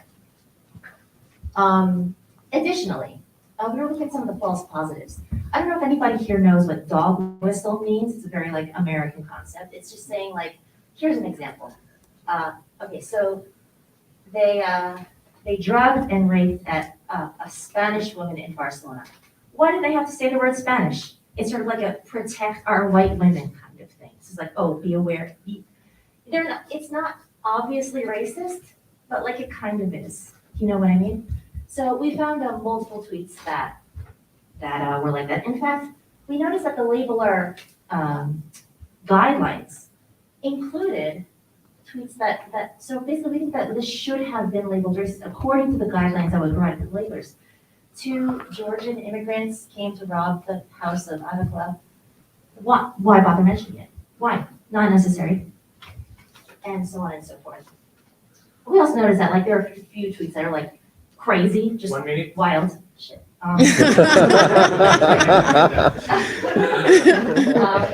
Some of Spock's obviously like tweet supports racist, no question, but the tweet itself might not. All right. We use multimodal denied base at first. We found that unfortunately, while it performed comparably to individual BERT models, it's not quite as reliable as what we did end up getting with the ensemble of beta plus 2 multilingual BERTs. Yeah, adding the naive base did not augment the result. Additionally, there were some issues with like GPU server. We were not able to add extra tweets, even though we would have really liked to augment the data set. So we tried to augment the data set additionally by sending the tweets through Google Translate and back again. That did not help. We actually removed the emojis and the punctuation, even though we thought you'd think putting in a vomiting emoji should help. It did not. Strangely, this is counterintuitive. However, we did augment the data by replacing some of the words with synonyms, and that helped by separating the signal and noise, so that they gave us a more stable result essentially. And this is just something like for the labeling, just as an example, like 2 of the Spanish speakers in our team, myself and the local boy, he's not here right now, labeled the public data, the evaluation set, and we had only an 80% overlap. Additionally, we had only an 80% overlap with each other, so it was really an issue. Here's some conclusions and further questions. I think I have to stop right here. Yeah. Thank you very much. You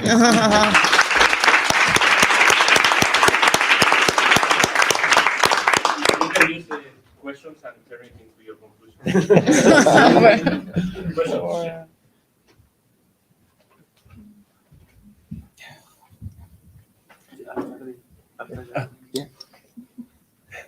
All right, thank you for this presentation. I really like the fact that you said about the dog whistle.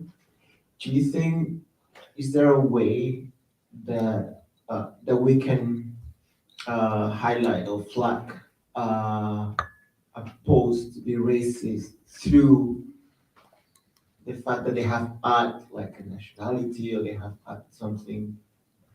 Well, so I certainly think it's possible. It's not what our model concentrated on, but it's something that can be trained, certainly. And it's something that our model did pick up in some cases, just like those false positives that I mentioned earlier. So, but then there's multiple kinds of dog whistles, right? There's just putting the ethnicity into a place where it doesn't belong. But then there's other kinds of dog whistles. I can't think of them all right now. I just might be able to see them, to know them when I see them. This would be a whole different set of training data that we would need for that. All right, thank you. Thanks for the presentation. Like further, I wanted to, well, brief context, like all the evaluation sets, we discussed each tweet separately, like among us, and we were going back to the labelers guide and all that, but this is one of the biases that we knew about the labelers, that we cannot control them, right? No, my question was, is like, could you like clearly identify like those tweets that were wrongly labeled? And if that's the case, did you remove them from the training set? Because it was like mistraining the model? Yeah, no, that's a really good question. No, we couldn't clearly identify those. So the ones, I think one of the other teams noted that there were like some high toxicity tweets that were labeled wrongly. We did not remove those necessarily. We only sort of like paid attention to what we had here, basically the mean of all the labeling given by everybody, and then we just took this because it would be a bit too difficult to read all the tweets ourselves and decide what we thought. Instead, we simply noted that our false positives may include some of those. Yes. I'm super fascinated today because I'm correlating the models with what we did during the labeling process. What we did is we were 3-4 persons in my company. So we noticed that it was so difficult to label racist or not racist. I was the only Black woman in the team, to be honest. But even for me, it was really difficult.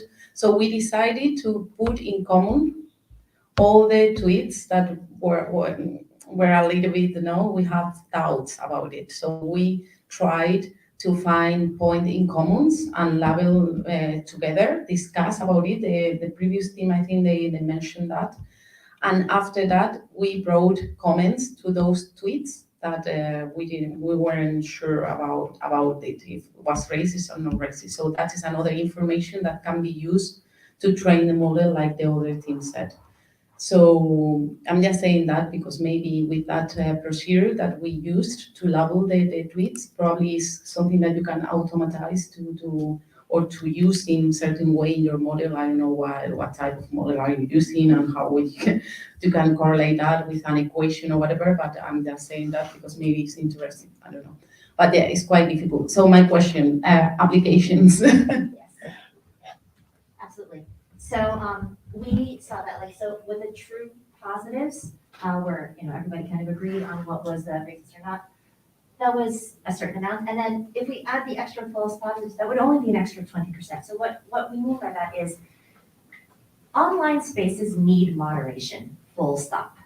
Like the fact that there has been almost next to no moderation for a decade or more is possibly one of the driving forces for the rise of the global right in the world.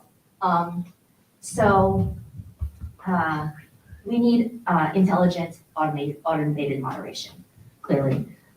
If we were to include, this sort of model, and we add the false positives, or in other words, the dog whistles, the maybe racists, that would increment the task of human labelers, considering this set of data, which of course is non-representative. So considering this set of data, it would augment the human moderators task by 20%, which we feel is a reasonable addition. We think that people should be able to, try and decide intelligently, is this or is this not? Should we let this go? Should we not? And so on and so forth. It's been a problem with the white Boudreaux of Silicon Valley that they've let this go on for so long without really moderating it. Thank you. Thank you very much.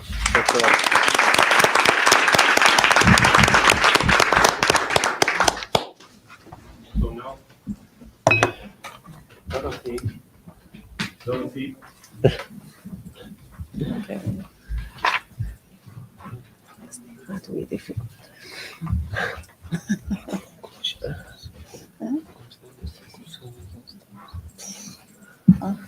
Hello? Sí, que están guays.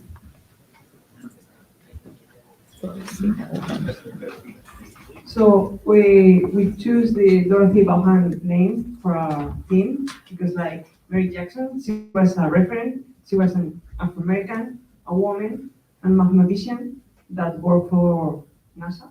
I don't know if it is correct. Okay. And we know how important it is to have like powerful reference.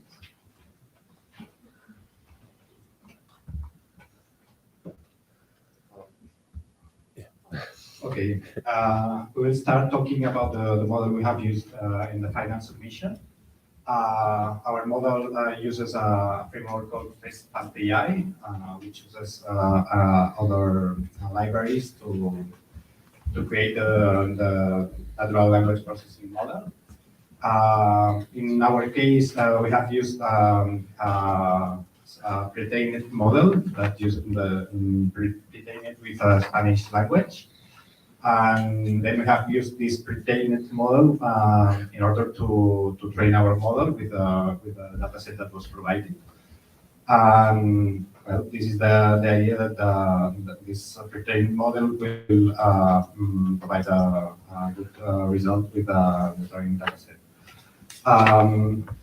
We obtained pretty good results, taking into account that we did not do much over the data set. We did a lot of tries, but at the end, almost without touching the data, we had pretty good results. Probably not the best, but it was not bad. We did also use other models, deep learning models based on Keras, and we created a model from scratch with a training dataset.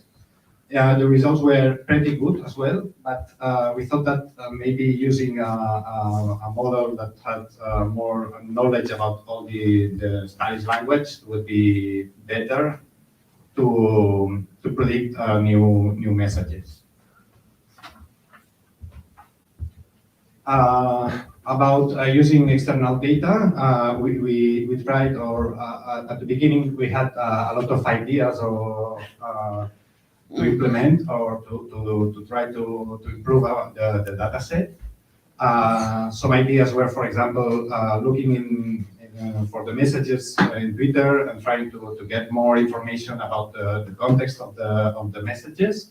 For example, number of likes, retweets, the location, if available, the number of followers of the person that did this message, if the person was verified or not verified, for example.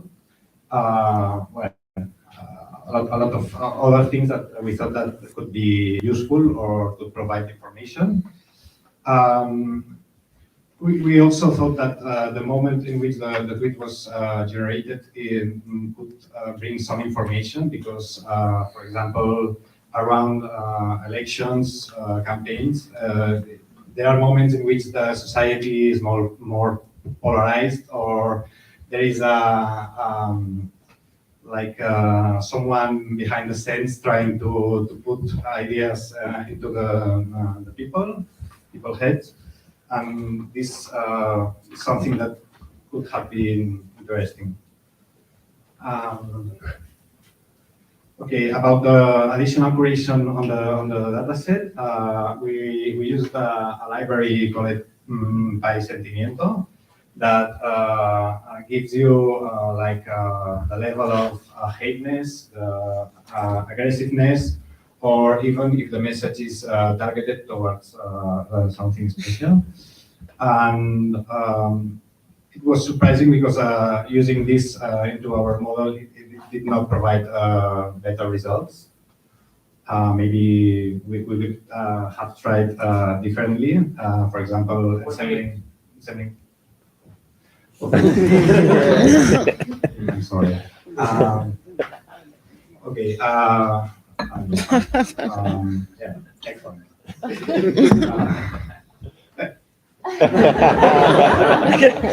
So we did a super basic analysis on the text messages, but only on the text. So here we have brought some figures about, first of all, the length of the not clean text, and also the length of the clean text.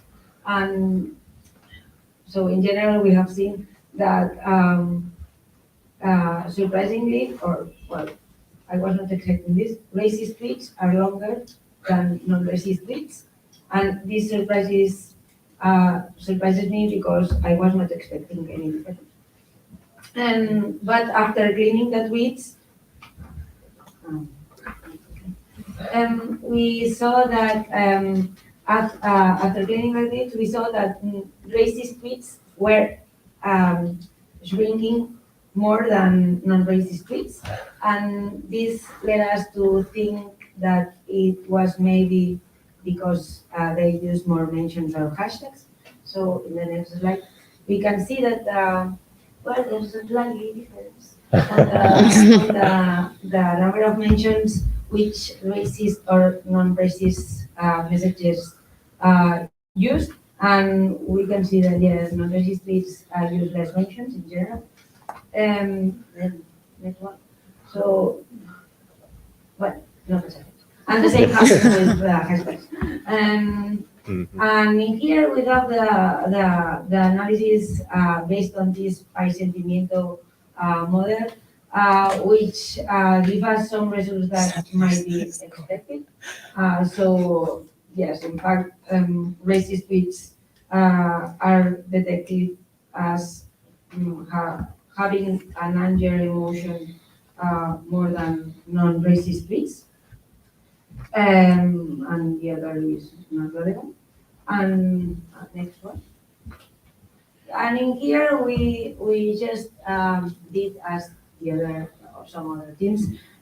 We take the counts of the words using the text messages, and we lemmaticize. We use lemmatization to group words together, and these are interesting results because we see that the top three more used lemmas are the same in both cases, and this is a little bit suspicious, and I'm going to explain this later. And we see also some intersections into other words.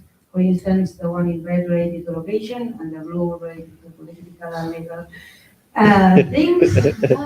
And well, and last sentence, and this might be due to the well, bias in the collection of the tweets that I know that is really hard. Thank you.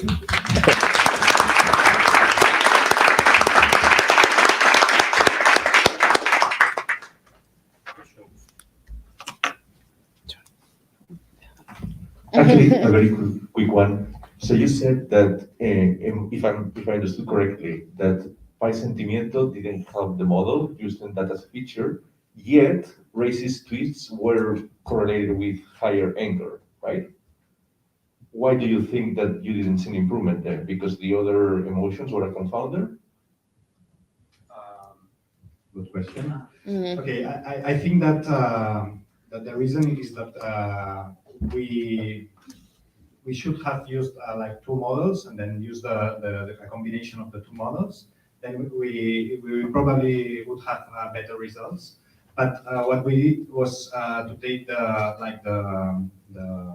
the score of every sentiment, and we translate it into words in the sentence, in the messages, and I don't know why this didn't work, but maybe it's because the labels that we took and the labels were not well adjusted.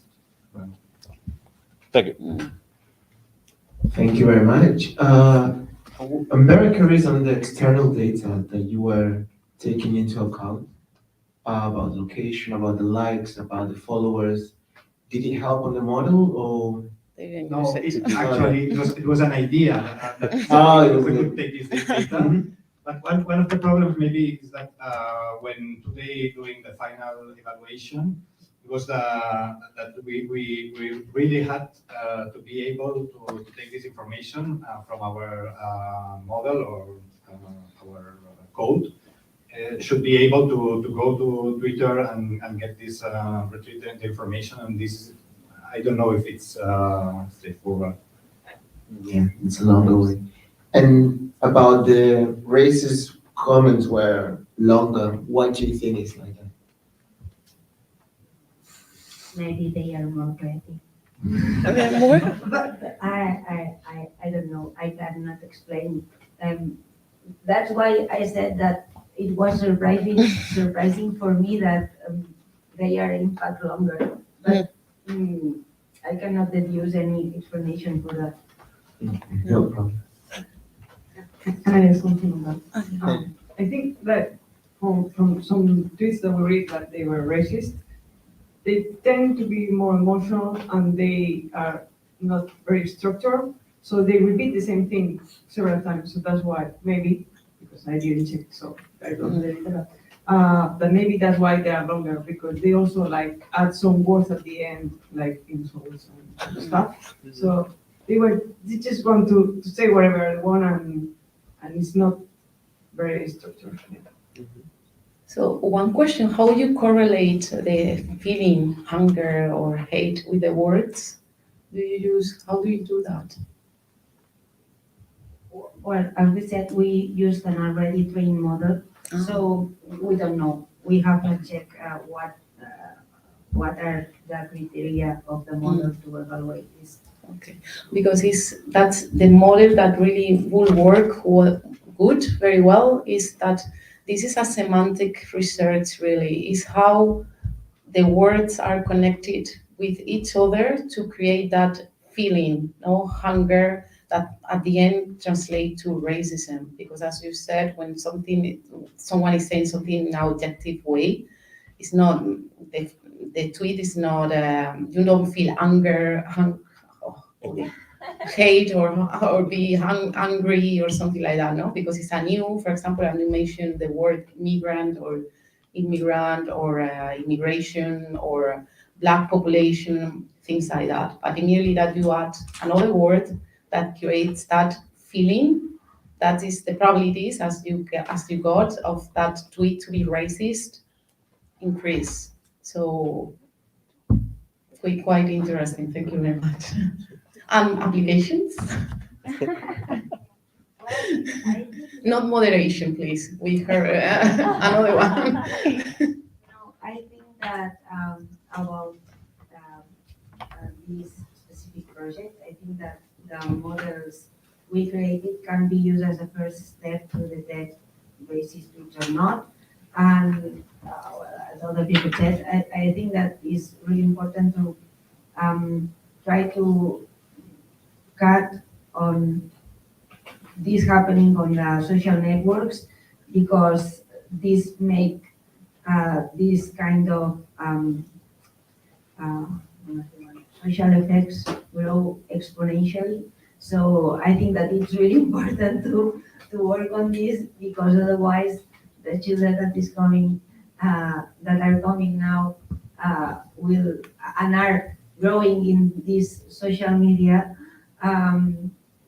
will learn things that might not be like this. Yeah. I think also because if we have this kind of tweet messages, like because of the bubble effect that we have in social media, so you follow the ones that agree with you.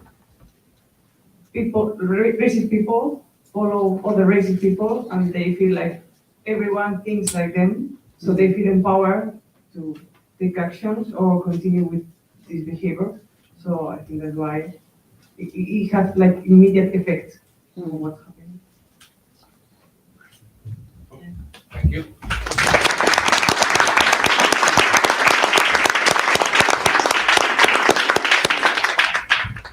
Time now for string box.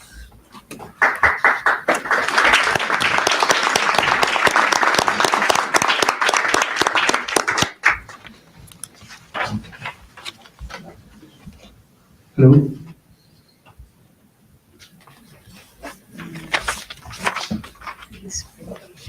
So good afternoon. We're going to present you what we've been doing this last week for the Gathon Against Racism.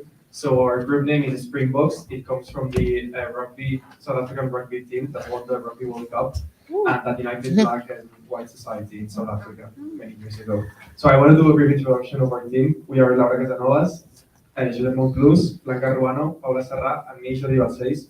We're currently studying mathematical engineering in data science in Universitat Pompeu Fabra, UPF, in the building that's like right over there.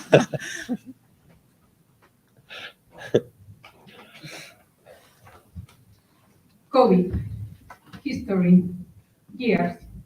These are some words that are very familiar to all of us, words that we listen to very often nowadays and that are within reach for all of us. Indeed, these are some of the most frequent words that we can find in the non-racist tweets. Robberies, assaults, illegal, cheat. I think that we all will agree in the fact that these words have much more negative meanings or connotations than the previous ones. Yet, these are also words that we have to listen day by day because sadly, violence and crimes are present in our lives, in everyone's lives. But there is a small difference, which is that these are the most frequent words that appear only in the tweets classified as racist. Okay, then if we look to the left here on the plot, that are the words that are more frequent in the racist tweets and infrequent in the non-racist tweets. These tweets, as Blanca said, are terms related with violence. So one thing that we observed is that unfortunately these words are related with racialized groups due to the bias in the society. But ideally, these words, these violent words, should be around in the middle or even disappear. But that's a task that we have to do collectively to eradicate this bias. Adding to what my colleague just said, we decided to look more at the hashtags because why do you use a hashtag? What's the purpose of it? We thought that you try to summarize in one sentence, in one word, what you just said. And yeah, as we said before, it was infrequent in non-racist and frequent in racist. It was like direct words and really violent, like fuera venas, stop inmigración ilegal, things that like came from anger, really. And then on the other hand, for the non-racist tweets, we had just single words that clearly a non-racist person would say, and that are related to COVID in this case as well.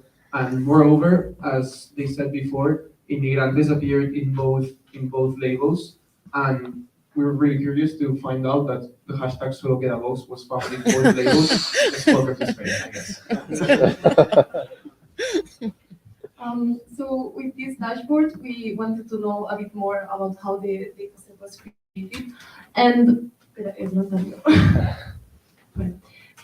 yeah, so we did this, and we found that inmigrantes, meras, and ilegales were like the most common words. So probably this dataset was like these were the key words to find the tweets for this dataset. So we believe this is not like the really how to say, it's not representative for like the tweets in real world because like most of them, like the racist ones, don't have these words like. And another thing that we found, well, like other teams said, is that like how labelers. Okay, yeah. How labelers label. So oh, we cannot see this. Well, never mind. Oh. Yeah. No, never mind. I can grant 20 more seconds. It's fine. I will just explain it this way. Yeah, we you can see it here too. That the one from 1 to 12, well to 11, there are more non-racist labeled tweets, and from 12 to 22, there are more racist tweets.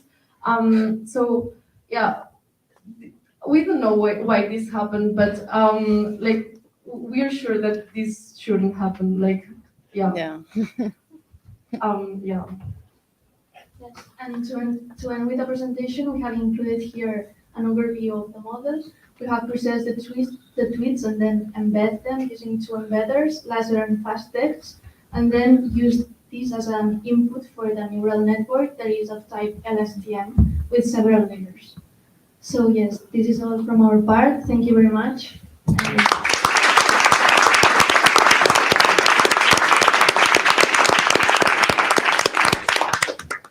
Questions?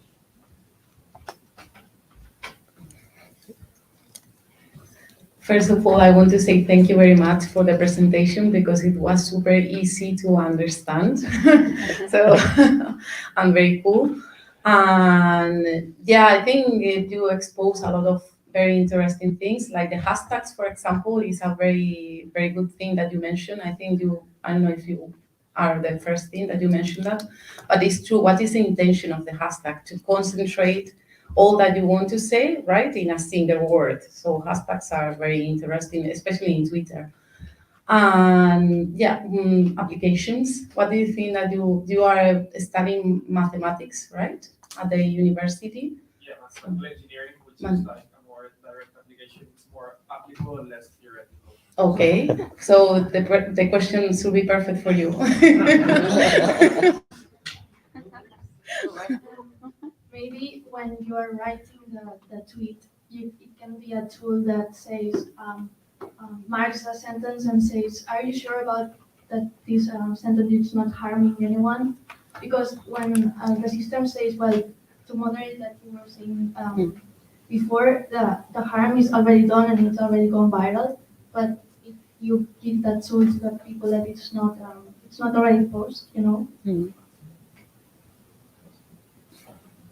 Yeah, it's or for moderate or for these times, because sometimes there are some extreme cases that obviously the racist person know that it's trying to harm and is trying that, and but there are some cases that maybe well, we are all white, so we are not a good representative, but sometimes we have implicit bias inside of us, and knowing that we are making a sentence that is racist, I think it could be very informative.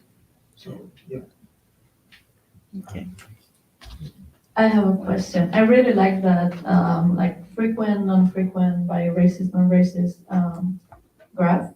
And for me, it was like amazing. Not this one. Sorry. Next one. Next one. Yeah. This one. Like the fact that racismo is there in like non-racist and very infrequent in racist. That like for me, that it's mind blowing. Like, I mean, it totally makes sense that they don't know that they're racist. So that was like super nice to me. But I wanted to know, like, how did you include like this like analysis into the model? This knowledge, you mean the hashtags? Yeah, sorry, like the knowledge on all these exploratory analysis. This part was more an explorative analysis. We continue being students, so we are not an experts in NLP and machine learning. And in the model, we do not know exactly how to explicitly introduce to the model this kind of information. Okay, you have years to learn, and I really like that. And the last question. So, what did you learn after this this work, this hard work? What is your perception of racism now, or what did you emotionally, personally, as human beings? Personally, for me, in the technical part, a lot. I love this project, and it was incredible experience. And in the not technical part, it was super hard to go in deep with some tweets. It was crazy how things. Now I don't have tweet there in Twitter, but it's incredible the harmfulness of these tweets. So it was a shocking situation, and to realize, okay, sometimes I'm in a bubble because my environment doesn't say that things, but there are people that are saying these things. So coming to the reality and say, okay, this is a real problem that we have to face. Yeah, for me personally, on the technical side, also a lot of things, but I'll focus more on the reflection that there's more to it, I think. So, for example, as we were mentioning here, I don't think I've learned how to do it, but I've tried to separate between like racist and non-racist and what's the difference between them. And what I've really seen is that racist people like go to this social media with all their anger, all their like problems inside of them, and just like they throw it out everything there. That's why maybe the tweets for the like racists are most frequent to be longer ones, whereas on the other hand, for the and other groups have mentioned, the shorter tweets tend to be less racist than the others. It's just a comment, whereas the racist people tend to just express, leave it everything out there. Just, I really like the application that you mentioned about to flag and message alert that this message could have racism connotations, right? And that's something that we see with other issues or with other topics. Like for instance, when you put a tweet on Twitter that with a picture that could be pornography, there is this type of message. But knowing that the racist comment of the person does it with anger already, would you think it should be flagged to the messenger or to the receiver? So I think that the flag should be to the person that is writing, because it's the one that is harming others. So I think I'm interested. Exactly. That's what they like. Would you let them post it, and then at least the receiver will have a notification like, okay, this person is racist or something like that? Would you think it would change the way we see the internet or the tweets in general? Yes, of course, if the other person that is receiving this harm notice that the system is noticing the harmfulness of the message, then of course. So I see you, when you finish your degrees, you should work for Twitter and make it possible, right? Thank you. We are out of time. Well, you have a quick question? Or is that Jordi? It may be a Jordi question, but I'll try to keep it short. So as you said, you busted us basically, menas migrante legal. That was a keyword we used to connect at least some of the tweets. But so imagine they were not there, right? Do you think your model could already detect it without these keywords? Or if not, what do you think would be the features? Like, do you think the model could do it? I think that since like most of them had these words, like it was kind of misleading, and without them, probably it would have been easier for it. And like, yeah, I don't know what you wanted to say.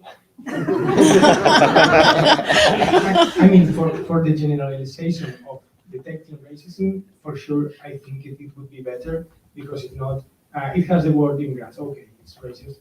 No, there are thousands of tweets that has not the word immigrant and for sure are racist. So for the generalization, obviously, it could be better.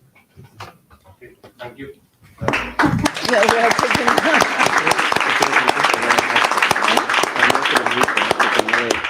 You didn't hear that, but essentially tell me I'm ruthless. Así es verdad.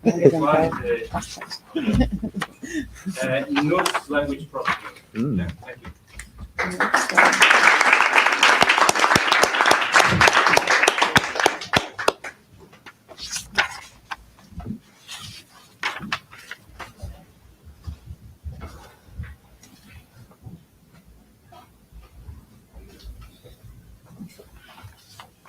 Okay, good afternoon, everyone. We are Noobs Language Processing, and we want to focus our presentation mainly into insights that we find out while doing this job. So the first one is a common one that we have listening, I think, all the presentations. It talks about the bias.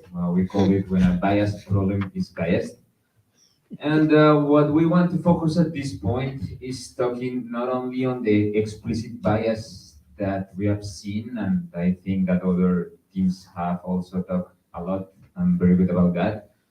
But to complement on which are other potential sources of bias and that mean error for the model, for our evaluation, with respect to the composition of the data. So mainly talking about the training data observability that we saw in the model.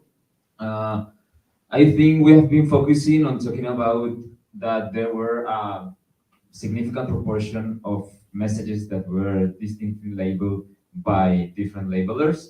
But I think that the one of the biggest potential issues is that we have a very big proportion of labels that were only labeled by one person, you know. And in that case, we explicitly cannot measure how biased or how difficult is that message and how that will affect our model.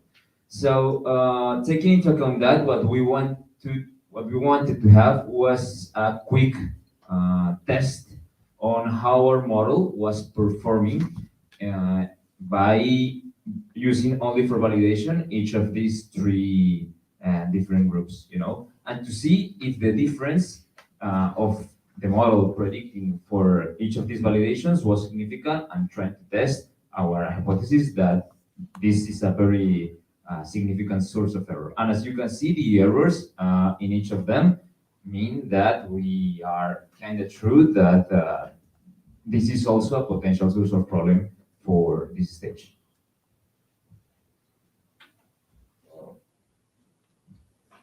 Cool. So we wanted to try out on how or check whether our model treats races differently. So we come up with some very like aggressive sentences. When you put a placeholder based on the race, we come up with many races, and we ended up with hundreds of super racist sentences. No?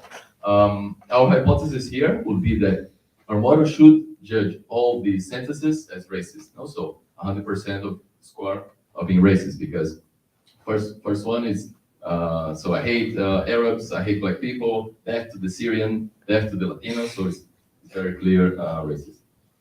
So this is our expectation, the graph in the left, that regardless of the race, our model will treat that as racism, and the graph in the right is the reality. So we see that our model, so a sentence like death to the menace, 94% of the times he detects as racist. But when you say that to the Jews, for example, just 70% of the time, our model detects as a racist. No? And let's try to understand why. This is a problem of representation. No? And it could be a bit of even controversial, because we need some type of data, of a text, to be able to label them and to train our model. No?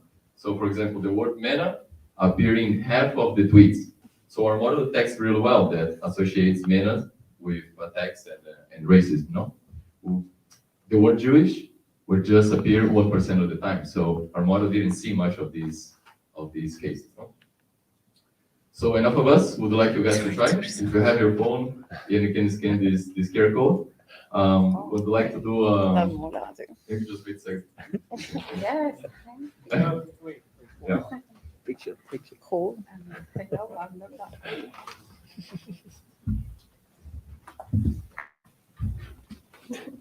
hope it works. Yeah? All right. If you can go to the... All right. So this is kind of a dashboard that we built that runs in our model. We're going to use some examples. So maybe you can click in one of the sentences. So it's, and pressing submit. So basically this sentence, unos menos roba una mujer. Our model detects that it's racist. We have some heat map here to find the word that we consider associated with racism, and we would like to treat this in a collaborative way. So this is not implemented yet, but this is our next idea, is to, once you see that a sentence is not correctly labeled, you can go to this flag, click here, and put your opinion, no? That you think this is wrong. Then collectively, we can come to a conclusion if we have disagreement on certain sentences. Thank you. Are you okay?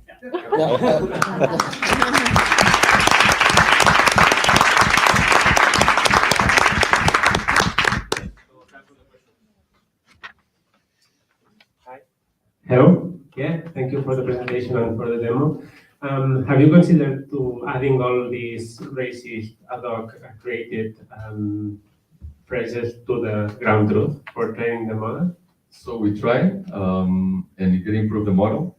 And we tried several types of data augmentation and to reduce the ones that are conflicted. And this was a bit disappointing, I think, from our side, because we came up with the best model on Sunday, and we spent the entire week doing things that result in nothing, but a lot of learning. So yeah, it didn't improve the model on validation, but I believe that was our case. But I believe it can improve like the generalization of the model. For instance, the issue that we were seeing, we wouldn't have seen having augmented the model with all the races. I believe. Sure.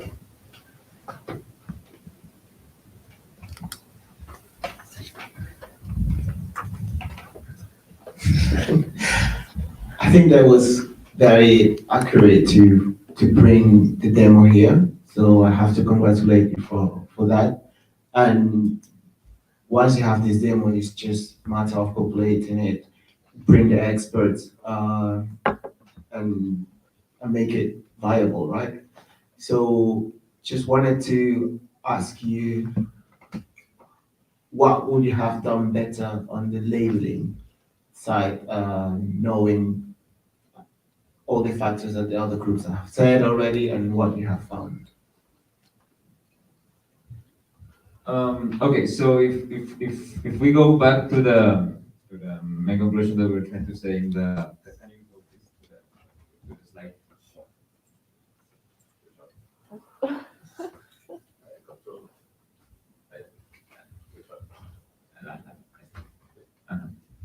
Exactly. So I think that here, and because we also tested it live with being as labelers, and I think we are not the most diverse group, but we are kind of diverse. And we also face different problems with that. But I think that putting some rules as the ones that we try to do reduces a lot this potential noise. So for example, I think that as a simple one, this should be forbidden for our next labeling. You cannot let that just one person labels data, that this is just forbidden. We just need to build, not to be a very complex rule, but a rule that say, okay, several people, at least this number of people needs to validate this one, and now we can have a voting system or whatever to try to have a final decision, or to at least to see all the different labels.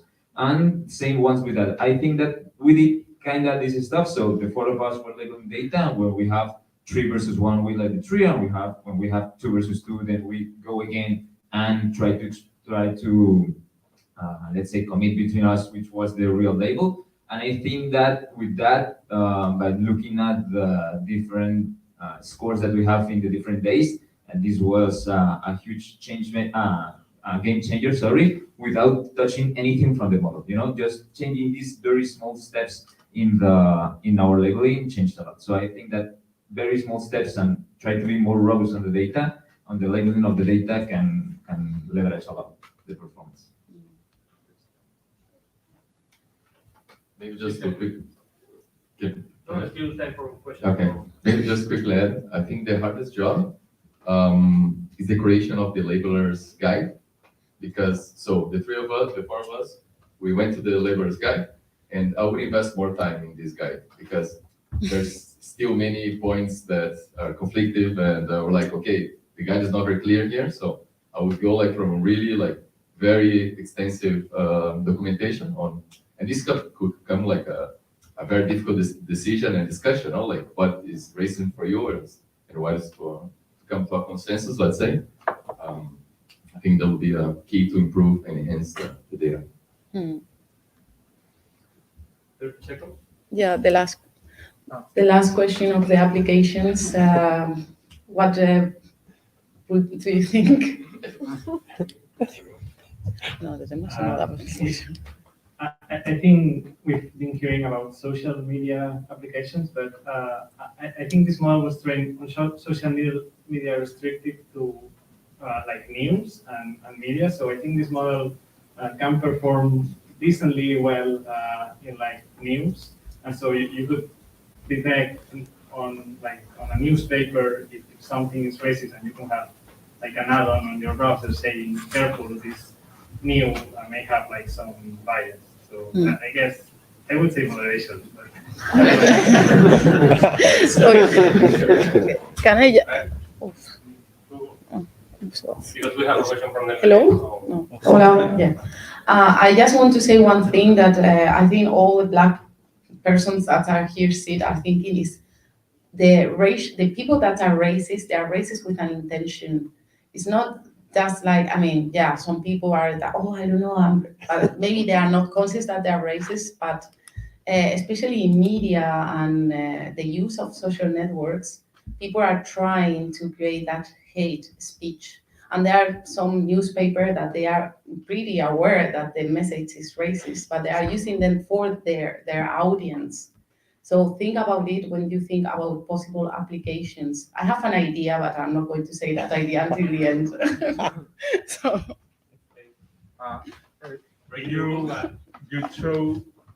You show the statistics that you try to create. Did you try some inference statistical model, or did you think about it? No. If you don't know it, it's okay. You just try it because the stuff that you show when you put the percentage of the how a sentence that is racist is created and how is the respond with the model can help to increase the quality of the model after in that way. But it's really nice. That idea is amazing. It's amazing. Happy to have beers with you. And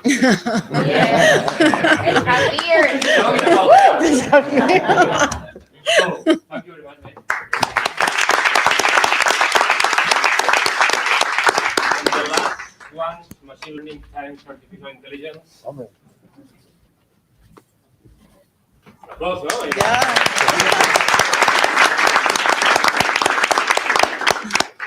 Okay, hello. I hope after we can still have your attention for. I also like beer, so. First clarification about our name. It is not as pretentious as like presume. It is our initials. Oh. Oh, really? Yeah. I don't know what I did. Downstairs. This one. No. This.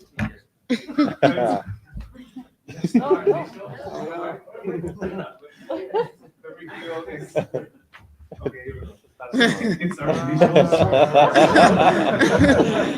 Lisa is not here today, but the rest is, that is the joke. Super great insights of everyone. We will be kind of repetitive, but yeah, we want to take you on like the art of labeling and deep dive into that. So the first thing other teams have already seen.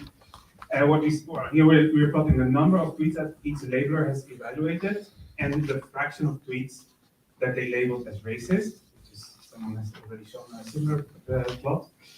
And when we saw this, we had like two hypotheses. What is happening here? One is that the tweets are not uniformly allocated, right? Because here we have maybe this labeler identifies 80% of the tweets as racist, because really like the true racist label is like the proportion is higher than the non-racist, right? I'm seeing like heading their head. So this is something that maybe you can have some comments after. We try to do something to investigate into this. Well, a bit involved, so we're not going into that. We're going to go into what everyone has done, the implicit bias, and go a bit further in that, or try to go and see what we did. So as people have seen, we have like the same tweets that have been labeled with two different labels. The same tweet by the same labeler with different labels. And then some tweets that are almost identical text, but then with a different mention, for example, different political parties. So there's like this context that one might say it's racist or not. So when we saw this, we were thinking like, okay, we have to do something, assume something about how we make a unique label. Everyone is thinking about it. The people of Barcelona Analytics have also thought about it. So the thing was, our model will actually, there will be something like reproducing their consensus somehow. So what we said, like, that is very difficult. Let's do an experiment and label the evaluation test by ourselves. Oh, sorry.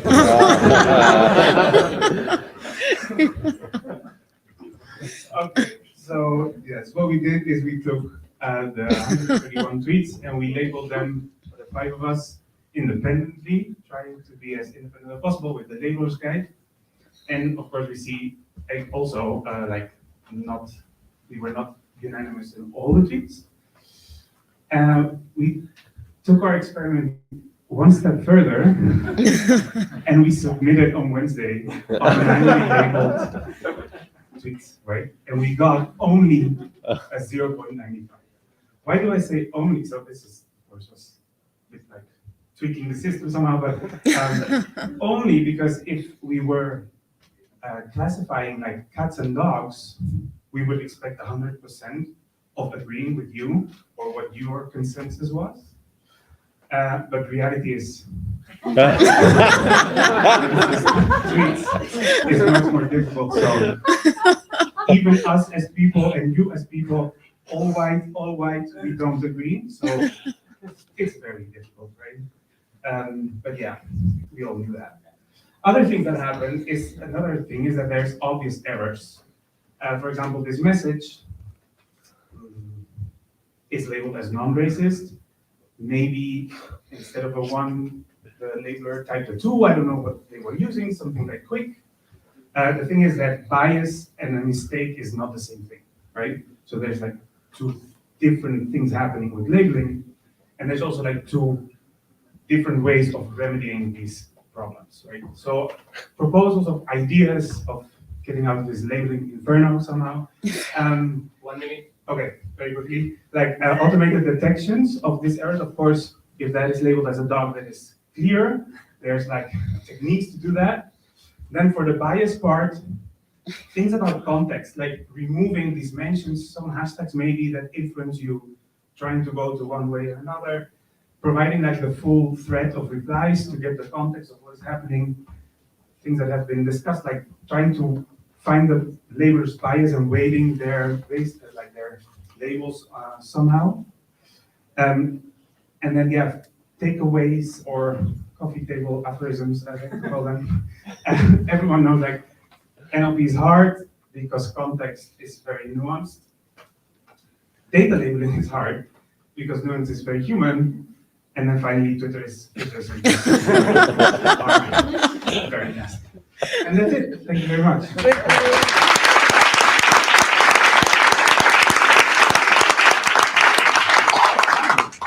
Also, sorry, the joke, we call ourselves that, and machine learning chies, like sheep, because that's our name. We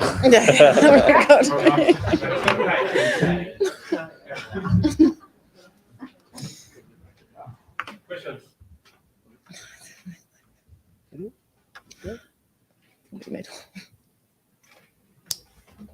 Given all these biases, right? It's something that came up earlier. Like we've been using these keywords among other things, hashtags and so on. So yeah, we knew there would be biases. Most of you found most of them. So congrats all the teams. But at the same time, going back to a previous question I made, we know that in some cases racism won't be obvious, right? Like it's one thing when you just call somebody Panchito, whatever, some insult like that. That's just obvious racism. Everybody knows that, right? But definitely, I think the most interesting case is when even some social debates get kidnapped by some racists, and they use that controversy to spew the racist points, and that just drives the conversation that way, right? So, forgetting about keywords for 1 second, how would you approach the second problem? Do you think you could approach it with this model? What do you think will be missing to have a model that can deal with those cases?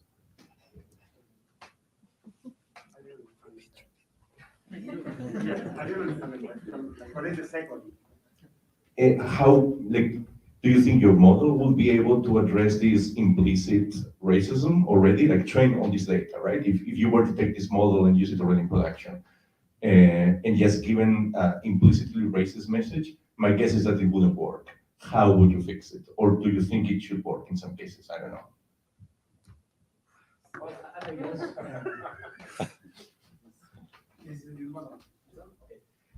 So I guess that using more data is usually the answer with machine learning. So with more data, maybe we were able to detect better these messages. also providing more context, as Charlie said, like the full thread of replies, and because maybe there are some messages that are racist in some context, but in another one you're just saying something that is neutral. So yeah, more data, more context. Also, knowing like the profile of the people who's doing that thing, so you can have a priori value of probability placing for this profile. So yeah, more data always help. And yeah, at the end they are machines, so they work if you. Yeah, I mean they are silly, so it's not. Yeah. When you got the 95% at one, right? You said, okay, but actually, what was your reaction? Because you said it was only, right? Were you expecting a higher score? Were you expecting 100%? No, so the naive expectation would have been 100%. We had to agree our votes, right? Like we had to do a majority vote with our scores. So we already knew that it was, and it was very funny the situation because we were like trying to went to different rooms because we couldn't avoid saying like, this is, no, shut up, don't share information. Yeah. So it was already this, so no, we weren't surprised. And based on, and I hate to use this word. Warning or? Okay, quick one. What would your expectation be of a fair score, given what you've seen in the data? 95% seems unrealistic. What do you think would be 80%, 60%? Any intuition? I don't know. I think that there is a team who got 90%, and I think that they didn't chip, so maybe We'll see. Thank you. Yeah. No. Yeah. B, thank you. Yeah, the question that I made to all teams, the applications, and also what did you learn in doing this experience as human beings? Well, for me, what I did learn is that I didn't expect so much difference in the tweets. Because for me, there were like two categories: the hate speech and people vomiting racism all over their bodies. And the other ones were more like the newspapers. And something that, if you publish something in a newspaper or in a message like a tweet, it can develop in a really big threat of racism. So if you can put the focus on that and stop the media to do this kind of things, you are also educating the people. And I think that's where I would put the focus. Mm-hmm. Oh, in what? Sorry, control the messages. No, control the newspapers and Okay. Yeah. The media. Mm-hmm. Yeah, well, I started the way with the applications. We were discussing, this is kind of share ideas. We are cheaters, so we had time also.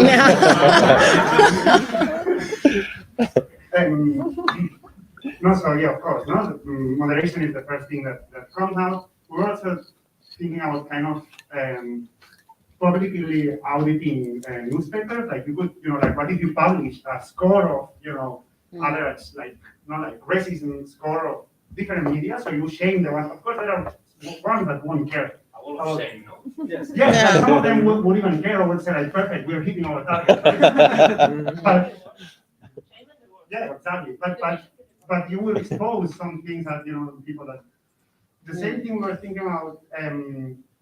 Perhaps it could be even used as an aid to avoid implicit racism, right? Like you're typing your email even, or even your news, right? And you get some warnings, like the same like spelling correction. You get there like, wait, you sure that's what you want to say? This is the kind of, not the thing that we're saying. And learning, yes, I'm not a user of Twitter, so, that was quite of a shock, but what you have there. But yeah, I guess that also the discussion were about the how much of the news implicit there, how common it is. I guess it is the bias of the sampling, but not that much, sadly. So, we are out of time. Yeah, I think that's good. Thank you.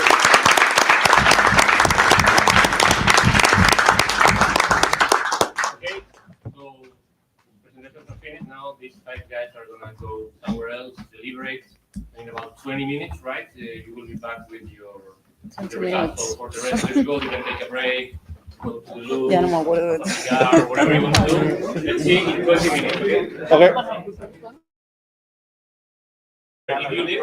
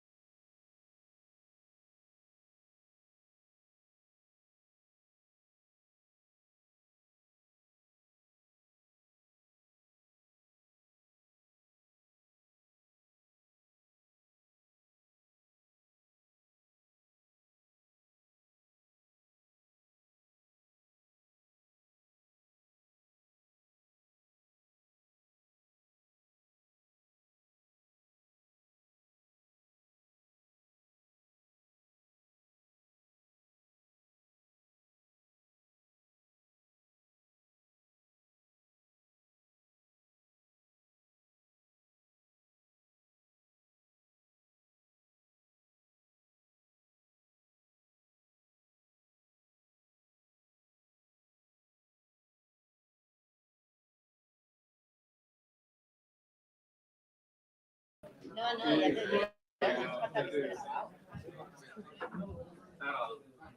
Está todo grabado. ¿Qué lo quieres hacer así, en plan? No, perdón. No va. Hasta.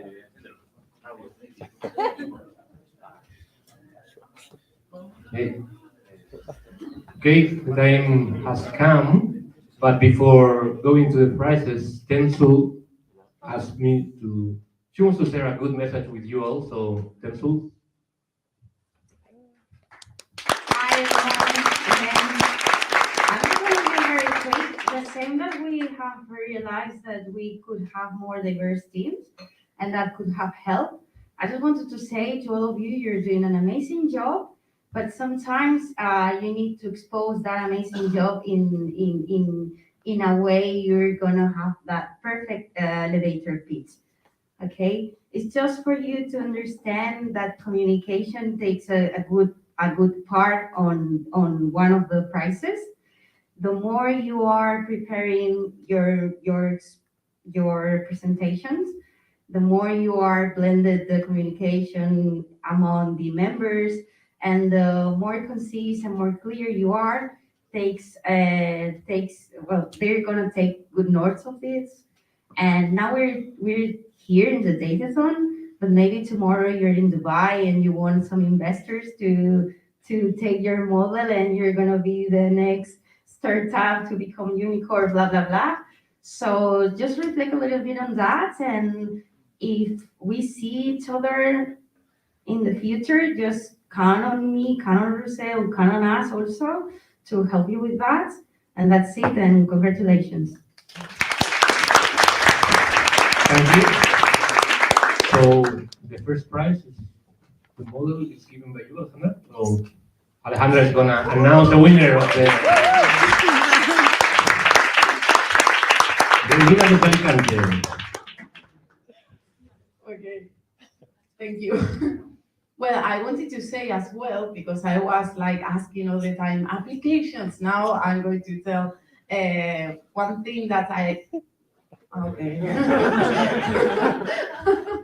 One thing that is I had in mind is that, for example, companies now are a lot in social networks, and they are using social networks a lot to get followers, to give a good images for their business.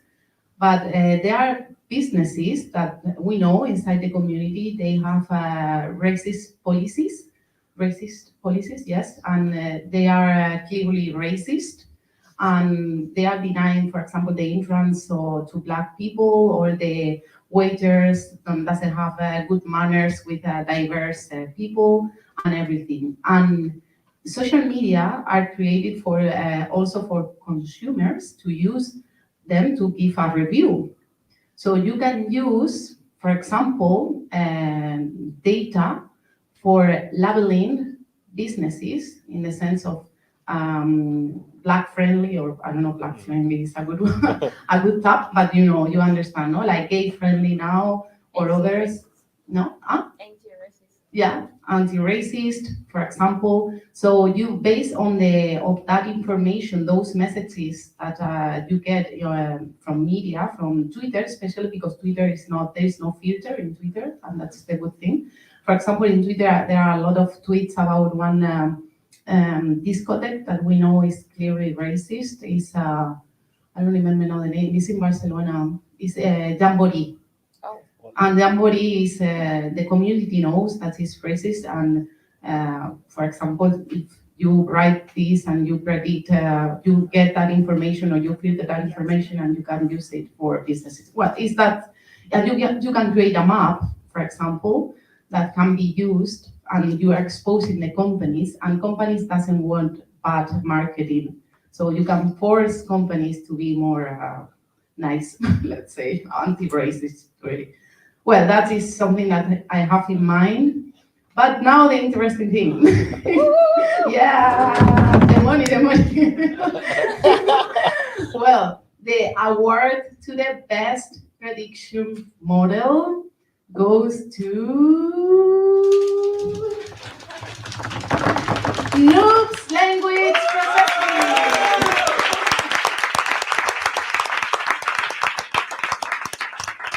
Congratulations.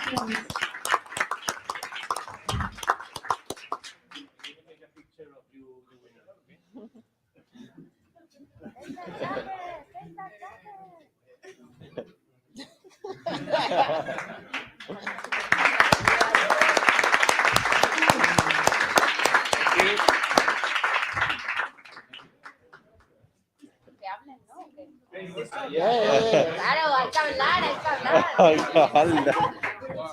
Explain what are you gonna do with the prize? If you don't speak, you don't get the prize. Well, I actually wasn't expecting it, so thank you very much. I don't know. So yeah, it's actually quite a surprise. We were working quite a lot. Like my colleague said, we obtained this model like on Sunday. We tried many things and we couldn't do much more. But I think like all the scores were very close to each other, and it's not quite a big difference in the model. Like most of us, they did exactly the same. Just the thing is like maybe the pre-trained model we use for this one, something like that. So I want to congratulate everybody because I think everybody did mostly the same. So I think it's like more or less a lottery. I don't know. We're gonna share the prize with everybody. We can move them. We can move them. Congratulations. Now, Jordi Leo, venido desde Londres, is gonna announce the prize for the insights.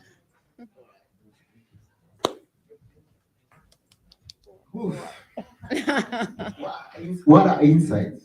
Would you think? Yeah. So what we went to this room now, the upper floor, and we said, okay, if we have the winners for the best predictive model, they cannot win the insights. So sorry, you're not.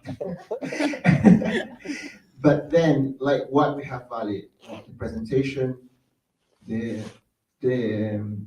way you measure the time, the way you reacted to the questions from the jury, and as Tencel has said, the way you speech, you did the elevator pitch. And it was very, very hard to choose the right team. You are all amazing, okay? But there's one winner. You wanna know who's it? Yeah? No? Let's go home. All right. The winner for the best insight is not another data science.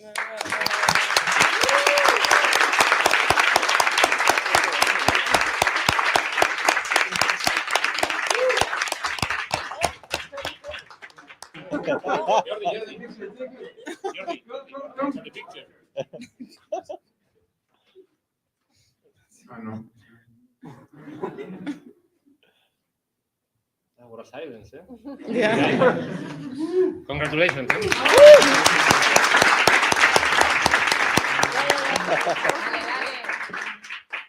Well, thank you. Yeah, we did really put some effort here, but I think there's convergence in the ideas, and I was really amazed that independently, and I think we didn't talk with any other teams. I don't know if the other pick each other, but the thing that many of us, or most of us, can think almost the same thing, that one, racism, the nuances of language and racism must be addressed really carefully. And I think all the effort and all the amazing thing that we have to do is we need to do exercises more like this, and also include people that not only claim to be experts, but that suffer racism. They do know some things, and I think that this is amazing. Thank you.